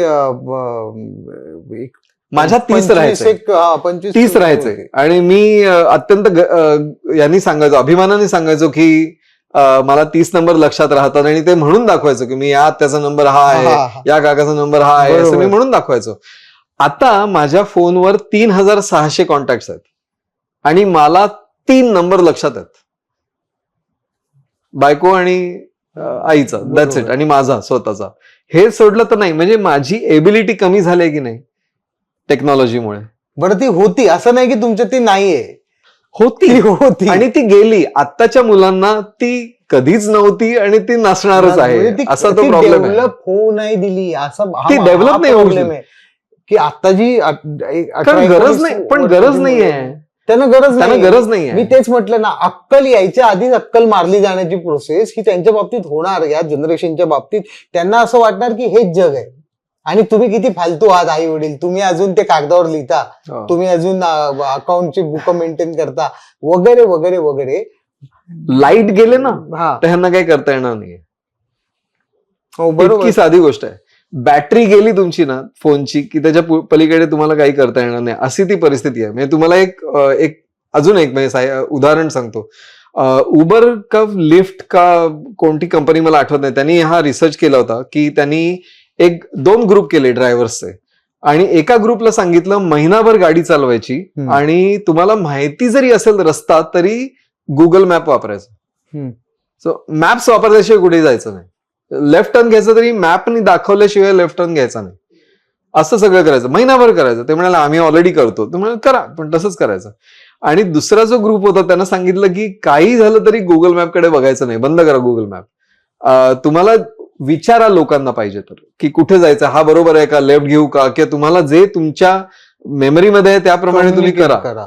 1 महिना झाल्यानंतर त्या दोन्ही ग्रुपच्या लोकांचे EEG घेतले गेले, इलेक्ट्रोएन्सेफॅलोग्राफ म्हणतात त्याला, म्हणजे ब्रेन वेव्हज ते दाखवतात. त्याचा रिपोर्ट त्यांनी दोघांचा काढला. त्याच्यामध्ये त्यांच्या लक्षात आलं की जे लोक गुगल मॅप्स वापरत होते त्यांच्या मेंदूंमधल्या लहरी कमी झाल्या होत्या. म्हणजे त्याचं एकंदर प्रमाण ऍक्टिव्हिटी कमी झाली होती, ब्रेन ऍक्टिव्हिटी. आणि ज्या लोकांनी गुगल मॅप वापरला नाही आणि स्वतःच्या बलबुत्यावर ते इकडनं तिथपर्यंत गेले त्यांचे मेंदू तल्लख होते त्या एका महिन्याच्या शेवटी. आता हे तुम्ही बघा, हा जास्त धोका मोठा आहे की नाही? तो टर्मिनेटर येऊन तुम्हाला नाही मारणार आहे. आपणच टर्मिनेट करत चाललोय आपल्यातल्या. गरजच नाही. अंगीभूत- तुमची कार्यक्षमता कमी होणार आहे, तुमची विचार क्षमता कमी होणार आहे, तुमचा त्याच्यावरचा तुम्ही अवलंबून राहणार आहात जास्त त्या गोष्टीवर. असं हे चालू आहे. म्हणजे मला असं नाही म्हणायचं की टेक्नॉलॉजी वापरू नका, उलट मी टेक्नॉलॉजीच्या प्रेमात आहे. मला ह्या AI सारख्या फार अत्यंत इंटरेस्टिंग विषयावर तुम्ही मला आज बोलवलं तिकडे बोलायला. मला खूप आवडतो तो विषय. पण विषय आवडतो म्हणून त्यांनी आपलं आयुष्य गिळंकृत करावं असं मी नाही म्हणणार. बरोबर. कोण नोकर आहे? मला वॉर फिल्म बघायला आवडतात म्हणून युद्ध झाली पाहिजे जगात. असं म्हणणं चुकीचं वॉर आहे. फिल्म कल्पनेतून पण होतात ना. आपण ड्रायव्हर आहोत का? आपण आईन्स्टाईन आहोत? आपण आइन्स्टाईन आहोत, मेरे ड्रायव्हर को भी मग- आता है. तर गंमत म्हणून एकदा ड्रायव्हरला द्या लेक्चर द्यायला, पुढच्या वेळेला नका सांगू. बरोबर. आणि आजच्या पिढीचं म्हणाल तर ते स्मार्ट आहेत आपल्यापेक्षा वगैरे, सगळं मान्य आहे. त्यांच्यामध्ये काय म्हणतात, ती उत्क्रांतीचा नियमच आहे की पुढची हो, पिढी हो. जास्त स्मार्ट असते. असू दे ना स्मार्ट, चांगली गोष्ट आहे. त्यांचं उत्तर काय असतं की फास्ट होतात कामं, किती पटापट होतं, रॅपिड. माझं काय म्हणणं आहे की कामं फास्ट होतात हे मला 1000% मान्य आहे. तुम्हाला फास्ट कामं करून जायचंय कुठे? आणि तुम्ही काय करणार तुमच्या त्या तुम्हाला वेळेबरोबर? सगळी कामं फास्ट करून तुम्हाला जर मला जायचंय कुठे हेच नाही माहिती, कारण तुम्ही सेल्फ डेव्हलप मध्ये रील्स बघायला. तुम्ही 15 मिनिटं कधी शांत बसून मी कोण आहे, मी किती वाचलंय, माझं आणि ह्याचं रिलेशन काय आहे, हा स्वतःला वेळ दिला नाहीये, आणि तुम्ही सकाळपासून फोनवर आणि फास्ट कामं करताय. तुला जायचंय कुठे रे? तुला झोप नाही येत रात्री 3-3 वाजेपर्यंत का? तर तुला ते सगळं प्रश्न विचारण्याची क्षमता कमी केलेली आहे. एक तुम्ही हे सगळं बोलताय त्याच्यावरनं मला एक विज्ञान कथा आठवली. 2 ग्रहांमध्ये युद्ध चालू असतं आणि त्यांचा एक स्पेस पोर्ट असतो की जिथे ते स्पेसशिप उतरतात. तर तिथे कस्टम्स सारखं डिपार्टमेंट असतं आणि त्यांना असा एक सुगावा लागलेला असतो की एक भयंकर विनाशकारी एक शस्त्र तुमच्याकडे येणार आहे, त्या तिकडनं पाठवा, बॉम्ब असेल काहीतरी असेल, तर तुम्ही येणाऱ्या प्रत्येक बॅगवर लक्ष ठेवा. तर ते सगळेजण लक्ष ठेवतात आणि त्यांना बरेच म्हणजे ते जाऊच देत नाहीत पुढे. सगळ्या बॅगांना कोल्ड स्टोरेजमध्ये ठेवतात आणि एक एक तपासत जातात. एक बॅग मिळते ज्याच्यामध्ये बॉम्ब सदृश काहीतरी दिसतं आणि तो गेम असतो की ज्याच्यामध्ये छोटे छोटे सैनिक एकमेकांवर हे करतात आणि तो त्यांना दिसतं की हे ना 5 दिवस चालणारा गेम आहे आणि 5व्या दिवशी काहीतरी मोठा स्फोट होणार आहे याच्यातला, म्हणून तो सगळ्यांना ते बोलवून ठेवतात आणि 5व्या दिवशी काहीच होत नाही आणि ते सगळेजण हताश होतात की काय ती माहिती खोटी होती, हे काहीच, कुठे बॉम्ब वगैरे काही नाहीये. आता ते म्हणतात हे सगळं पडलंय त्याचं काय करायचं, आता कोणी येणार नाही ते घ्यायला कारण ते शत्रू ग्रहावरचं आलेलं आहे सगळं, घेऊन जा घरी काय काय असेल तर त्यातलं. तर त्याच्यात काही गेम्स असतात, म्हणजे बोर्ड गेम्स, आपले जसे व्यापार डाव असतो तसा मोनोपॉली टाईपचा असे गेम्स असतात. त्यातला एक इन्स्पेक्टर तो एक म्हणतो हे मी घेऊन जाऊ का माझ्या मुलांसाठी, तर तो म्हणतो हो घेऊन जा. घरी घेऊन जातो आणि मुलांना खेळायला देतो आणि स्वतः काम करायला बसतो. थोड्या वेळाने मुलं हसतायत, खिदळतायत, मजा करतायत, त्याला पण बरं वाटतं की हा नवीन गेम आलेला आहे, त्यांना दिलेला आहे. तो जाऊन बघतो आणि त्याच्या लक्षात येतं झालेलं, तो लगेच फोन करतो आणि सांगतो त्या गेमच्या सगळ्या कॉपीज त्या तो बॉम्ब आहे, तो आधी सगळा जाळून टाका तो गेम. तो म्हणे काय आहे तो गेम, तर म्हणे व्यापार डावासारखाच गेम आहे, पण त्याच्यातला तुम्ही कधी जिंकता तर तुमच्याकडचे सगळे पैसे संपल्यानंतर जिंकता, असं त्यांनी उलटा केलेला तो गेम आहे.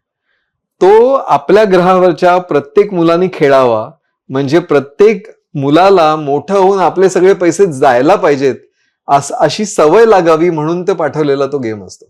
ओके. अशी ती विज्ञान कथा होती. AI जे आपण मुलांच्या हातात दिलं तर त्याच्यामुळे त्यांच्यावर काय परिणाम होणार आहेत, ते खरंच चांगले परिणाम आहेत का कोणीतरी योजलेले वाईट परिणाम आहेत, असा संशय घ्यावासा वाटतो. असं नाहीये, पण ही गंमत म्हणून सांगितली ही गोष्ट.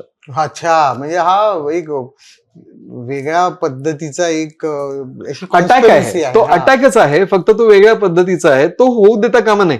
हा कोणी योजलेला नाहीये, ही फक्त एक विज्ञान कथा होती मी सांगितलेली. तर या पद्धतीने काय आहे की असं आपल्या हातातही गोष्टी मिळाल्या, आपणही त्याचा म्हणजे आपल्या जनरेशनने त्याचा उपभोग घेतला, आणि वेगळ्या अर्थाने आपणही आपल्यातल्या शक्यता मारल्या. हम्म. त्याच्याही आधीच्या पिढीने त्या असं ते थोडं होतं. ते जास्त होताना दिसतंय म्हणून थोडासा कन्सर्न वाटतो अगदी की ज्या शक्यता तयार होण्याच्या जपून आहेत. वापरा, वापरून नका असं म्हणणं चुकीचं आहे. हा, कारण आता असं म्हणता येणार नाही ना की ती बस निघून गेली. ती गेली की आता मायकल अँजेलो किंवा तुमचा लिओनार्दो हे 2-2 वर्ष 3-3 वर्ष एक पेंटिंग किंवा एक हो. शिल्प, हो. तर तेवढा वेळ घेऊन बिचाऱ्या आता लोकांकडे नाही. नाहीये वेळ म्हणजे तेवढा. पण ऍटलिस्ट स्वतः केलं पाहिजे. कमी वेळात केलं तरी चालेल, पण ते स्वतः केलं पाहिजे एवढंच माझं म्हणणं आहे. स्वतः करण्यातली मजाच वेगळी आहे. मग यायला जर चुकलं तर विचारा ना. तुम्ही जर डिझायनर असाल, तुम्ही एखाद्या मार्केटिंग कंपनीसाठी काम करताय किंवा ऍडव्हर्टायझिंग मध्ये काम करताय किंवा तर तुम्ही एआय वापरा, कारण त्यांनी तुमची कामं फास्ट होणार आहेत, कारण तुमचा उद्दिष्ट वेगळं आहे. जर तुम्ही फाईन आर्टिस्ट आहात, जर तुम्ही पेंटर आहात, जर तुम्ही पोर्ट्रेट काढताय, लँडस्केप काढताय, की तुमचा उद्देश हा सौंदर्य निर्मितीचा आहे, तर ती जी गोष्ट आहे ती तुम्ही दुसऱ्याच्या हातात कशाला देताय? देऊ शकता. बरोबर आहे. म्हणजे असिस्टंट हायर करणं नाही, दुसरा कलाकार हायर करण्यासारखं आहे. मी आहे तो कलाकार, माझी कलाकृती ती आहे, मी दुसऱ्याच्या हातात कशाला देऊ? त्यामुळे काही अशा गोष्टी आहेत की ज्या फक्त मानवी आहेत, क्रिएटिव्हिटी मधल्या, ज्या मनुष्याकडेच राहायला पाहिजेत. त्याच्यामध्ये एआय येऊ देणं ह्याला मला काही फायदाच दिसत नाही याच्यामध्ये. जिथे फायदा आहे, जिथे एफिशियन्सी आहे, जिथे लवकर कामं होणार आहेत, जिथे पटकन मला 10 लोकांची कामं होणार आहेत वगैरे, ते ठीक आहे. बँकिंग वगैरेसाठी ते ठीक आहे, हो ते रुटीन आहे. ते बँकिंग, युद्ध म्हणा किंवा तुमचं काही जिथे गरज आहे त्या एआयची संदेश वहन पटापट पोहोचणं वगैरे. पण कोणाच्या हातात निर्णय कोणाच्या हातात राहतो? तुम्ही युद्ध म्हणालात आता, त्याच्यावरनं सुचलेली एक गोष्ट सांगतो याच बाबतीतली. ऑटोनॉमस वेपन्स म्हणून एक प्रकार आहे. म्हणजे कसा की समजा की तुमच्याकडे एक मिसाईल आहे आणि ते एआयने चाललंय मिसाईल, आणि तुम्ही त्याला निर्णय क्षमता पण दिली आहे. म्हणजे त्या मिसाईलनी ठरवायचं आहे की शत्रू कोणता आहे आणि त्याच्यावर जाऊन आदळायचं आहे. ओके, हे शक्य आहे का? हे शक्य आहे. अशा पद्धतीची शस्त्र तयार केली जात आहेत का? जगभरात अशा पद्धतीची शस्त्र तयार केली जात आहेत. पण काही वर्षांपूर्वी जवळपास 116 लोकांनी, इलॉन मस्क सकट सगळ्या लोकांनी एक हा जाहीरनामा काढला की प्लीज तुम्ही या सगळ्या गोष्टी बंद करा, कारण ही निर्णय क्षमता शेवटी मनुष्याच्या हातातच राहिली पाहिजे. एआय सिस्टीम तुम्हाला किती सांगू देत की हा शत्रू वाटतोय किंवा याच्या हालचाली बरोबर नाहीये, पण त्या शस्त्रांनी ठरवायचं नाही की कुठे जाऊन आघात करायचा आहे. तो माणसानीच ठरवला पाहिजे, कारण ह्याच्यातनं होणारे जे तिसरं महायुद्ध सुरू होईल जर समजा तुम्ही एआयच्या हातात दिलं तर. असं नाही करून चालणार. शेवटी निर्णय हे आपल्या हातातच राहिले पाहिजेत. घोडा मिळालाय तुम्हाला, तुमचं लगाम तर तुमच्याच हातात राहायला पाहिजे ना. बरोबर आहे. घोडा मिळालाय, लगाम तुमच्या हातात पाहिजे, आणि लगाम जर तुमच्या हातात नसेल तर तो घोडा किती उधळेल आणि कोण टाचेखाली येईल ते आपण आपलेच स्वकीय पण येतील. मग त्या घोड्याला तुम्ही दोष नाही देऊ शकत. मग मेरी शेलीनी जे लिहिलं होतं 1818 मध्ये तेच बरोबर आहे. अशा प्रकारचे एक्सपेरिमेंट्स अचानक काहीतरी भलतंच त्यातनं होतं. बरोबर, कारण याला सगळा ऍक्सेस आहे ना. याला खूप ऍक्सेस आहे. म्हणजे तंत्र जेव्हा एखादी तंत्रकृती निर्माण होते, म्हणजे वॉकमन झाला किंवा टेलिव्हिजन सेट झाला, तर त्याला ऍक्सेस नाहीये तेवढा ना. टेलिव्हिजन सेट आता स्मार्ट झालाय, तो पण एआय मुळेच झाला. म्हणजे त्या तंत्रज्ञानाची जोड मिळाल्यामुळे तो झाला स्मार्ट टीव्ही झाला. कसं आहे ना, आपण ऍक्च्युली आता जे जिवंत आहोत ते सुद्धा एआय मुळे जिवंत आहोत. याचं एक छोटस सांगतो. फायझरनी जी आता लस तयार केली होती याच्यासाठी, आपण जी सगळ्यांनी कोविडची लस आपण घेतली, त्याच्या निर्मितीमध्ये, कारण ती पटकन बाहेर यायला पाहिजे होती, त्याच्या निर्मितीमध्ये ज्या प्रक्रिया वापरल्या गेल्या त्याच्यामध्ये एआयचा वापर झाला, आणि त्या एआयच्या वापरामुळेच ती लस एवढ्या पटकन बाहेर येऊ शकली. अजून काय हवंय? ह्या जर गोष्टी जर एआय करणार असेल तर आपण त्याचं स्वागतच केलं. कोविडचा प्रसार पण एआय मुळे झाला असं म्हटलं जातं. ती कॉन्स्पिरसी थिअरी आहे. सगळं त्याच्याबद्दल मला माहिती नाही. एआय घेणार, आता ते सगळं ते त्याच्या हातात आहे. माझं सिंपल म्हणणं, मी ऍज बिंग आर्टिस्ट, मला मध्ये शोध घेताना कोणीतरी असं विचारलं की कला म्हणजे काय, तर आपल्याला एक असतं ना, प्रत्येक आर्टिस्टला या प्रश्नाचं उत्तर देणं खूप मजेशीर वाटतं की कला म्हणजे काय, मला जे कळतं. बरोबर. तर मी खूप वेळ विचार केला, म्हटलं बरेच निघाले की नागडं होऊन जाणं म्हणजे कला, इथपर्यंत ते सगळं झालं वगैरे, की काही राहिलं नाही पाहिजे तुमच्यामध्ये त्या कलेच्या. तर मी M.F. हुसेनच्या घोड्याचं जेव्हा ते चित्र बघतो, ती कला आहे किंवा हे कला आहे, तर मला नंतर कळलं की ही कला नाहीये, कला ही कलाकृती आहे. ओके. मी तेंडुलकरांचं नाटक बघितलं, ही कलाकृती आहे, ही त्यांची कला नाहीये. कला ही तो कलावंत जे रिजेक्ट करतो, जे सिलेक्ट करतो, ती कलाकृती बनते. कला म्हणजे शिकणं आहे, कला म्हणजे त्याचा श्वास आहे, जगणं आहे. ते जे तो रिजेक्ट करत असतो, त्याच्या आतमध्ये जे चाललेलं असतं ते कुणालाच माहित नसतं, आणि ती कधीच कोणा जगासमोर त्या माणसाची कला येऊ शकत नाही. त्यामुळे ती जी दिसते आता, हा जो बोर्ड आहे, ही त्या केतन तुळसुंकरची कलाकृती आहे. हे मजा आली पाहिजे करतात, त्याने जो विचार केलाय त्यातनं त्याची आर्ट डेव्हलप झाली अजून, ती तो मला नाही सांगू शकला. त्याने मला काय सांगितलंय, हे मी हे बघितलं, मी खुश झालो, वा काय आर्टिस्ट आहे, काय कला आहे. ही कला नाहीये, ही कलाकृती आहे. म्हणजे एआयचा जो रिस्पॉन्स आहे तेच नष्ट नाही व्हायला पाहिजे. हे जे गिव्ह अँड टेक आर्टिस्टचं आहे, त्याच्या कलाकृती आणि त्याच्यातल्या कलेबद्दल, हे जर कुठेतरी एआयच्या हातात सोपवलं तर मला जरा ते, कारण आर्ट टिकणं फार गरजेचं आहे. कला कुठून येते, कोणामध्ये कला कुठून येते, असं जर आपण शोध घेतला तर ते अनुभवांमधून येते आपल्या. मी तेच म्हटलं नाही, तुम्ही आपल्या जो अनुभव आहे तो मानवी अनुभव आहे. पण समजा एखादी गोष्ट आत्मसात करायची असेल, शिकायची असेल, तर त्याच्यासाठी आर्टिफिशियल इंटेलिजन्सचा वापर करून घेणं, एखादा विषय माहिती नसलेला समजून घेणं किंवा एखाद्या गोष्टीबद्दलची माहिती जाणून घेणं, त्याच्यातले बारकावे जाणून घेणं, किंवा आतापर्यंत मायकेलेंजेलोच्या कोणत्या तरी एका स्कल्पचरवर लिहिलेल्या गोष्टी ज्या आहेत, ज्या हजारो लोकांनी लिहिल्यात, त्या एकत्रित करून त्यांचं मला जर समजा उत्तर पाहिजे असेल, तर अशा गोष्टी झाल्या तर काहीच प्रॉब्लेम नाहीये. तुम्ही गोष्टी शिकण्यासाठी, आपलं काम कमी करण्यासाठी एआय वापरू नका, नवीन गोष्टी शिकण्यासाठी, हे परफेक्ट, त्याच्यासाठी एआय वापरलं this is the end of this discussion, की नवीन गोष्टी शिकण्यासाठी, स्वतःला अजून एक्सप्लोर करण्यासाठी, एक्सटेंड करण्यासाठी एआय वापरा. नक्कीच. एस्केप म्हणून एआय वापरू नको. एस्केप म्हणून एआय वापरू नको. हे खरं आहे की तो एस्केप देणार तुम्हाला. तुला काय गप ना, तू शांत राहा, मला कमांड दे, मी करून देतो. बरोबर. तो ती ऑफर देणार तुला, तू घे त्याच्याकडनं. जेव्हा तुला एकदम कोर गरज आहे की आता हे नाही यार, हे मेरे को नाही करणं आहे, किंवा माझ्याकडे वेळ नाहीये, मला लवकर हवं, तर घे. पण जेव्हा वेळ आहे तेव्हा त्याला एस्केप नको देऊ. बिडू, तू मला जर नवीन काहीतरी एक्सप्लोर करायला देतोयस, तर मी टेक्नॉलॉजीच्या, मी जे ब्रशच्या साहाय्याने करतो ते मी टेक्नॉलॉजीच्या साहाय्याने करीन. मी जे पेनाच्या साहाय्याने करतो ते मी जे म्युझिक बनवतो ते मी इथे बनवीन, पण मी नवीन करीन. ही जर भावना जिवंत राहील तर मजा आहे. मानवाची एक अशी गोष्ट आहे की जी कोणत्याही सिस्टीम मध्ये किंवा कोणत्याही एआय मध्ये येणं शक्य नाही, ती म्हणजे कुतूहल. कुतूहल आपल्याकडेच आहे आता तरी. ओके. आणि ते आपल्याकडे राहावं, आणि त्या कुतूहलाला उत्तर म्हणून तुम्ही एआय सिस्टीमचा वापर करू शकता ना, तो करावा. करेक्ट. पण त्याला एआय सपोर्ट आता तितका म्हणावा माहितीने करेल, किंवा तसं करेल, किंवा कदाचित तुम्ही एआयला सांगितलं की हा माणूस, या माणसाकडे कुतूहल आहे, त्याला देण्यात येणारी जी उत्तरं आहेत ती तुला आत्ताच्या घडीला जे चाललंय त्याच्यातनं देता येतील, किंवा काहीतरी रूल बेस्ड प्रोग्रामिंग करा, पण ते कुतूहल शमवण्यासाठी करा.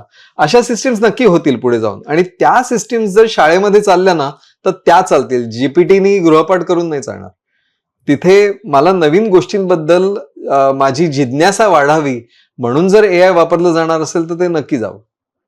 बरोबर. म्हणजे जिज्ञासा वाढावी, माझ्यातली प्रतिभा अजून बहरावी, मला अजून नवीन नवीन शक्यता कळाव्यात, आणि त्याचा वापर करून मी काहीतरी नवीन करावं, यासाठी आर्टिस्टने एआयचा वापर. बाकी AI नाही, मी म्हणेन सगळ्यांनीच सगळ्यांनीच करावा. सगळ्यांनीच करावा. आणि मुळात जेव्हा आपण असं बोलतो, जे लोक AI च्या क्षेत्रात काम करतात, आता मला पहिले व्यक्ती तुम्ही असे भेटलायत जे मला सांगताना आनंद वाटतोय की ह्या दोन्ही बाजूंची तुम्ही बॅलन्स चर्चा करू शकतायत.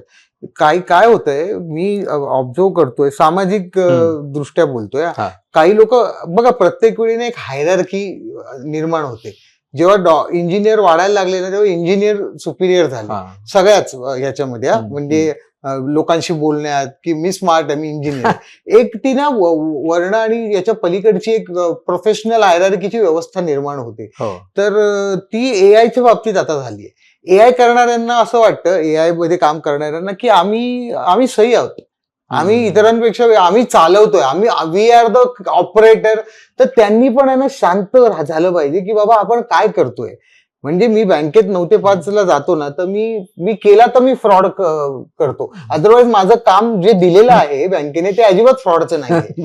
पण इथे ऑलरेडी तुमच्या कामातच 1 पैशाचा, 2 पैशाचा, 4 पैशाचा, 5 पैशाचा फ्रॉड निर्माण होण्याची शक्यता आहे. तर त्याच्यावर एक, कारण एआय कडे विवेक नाही.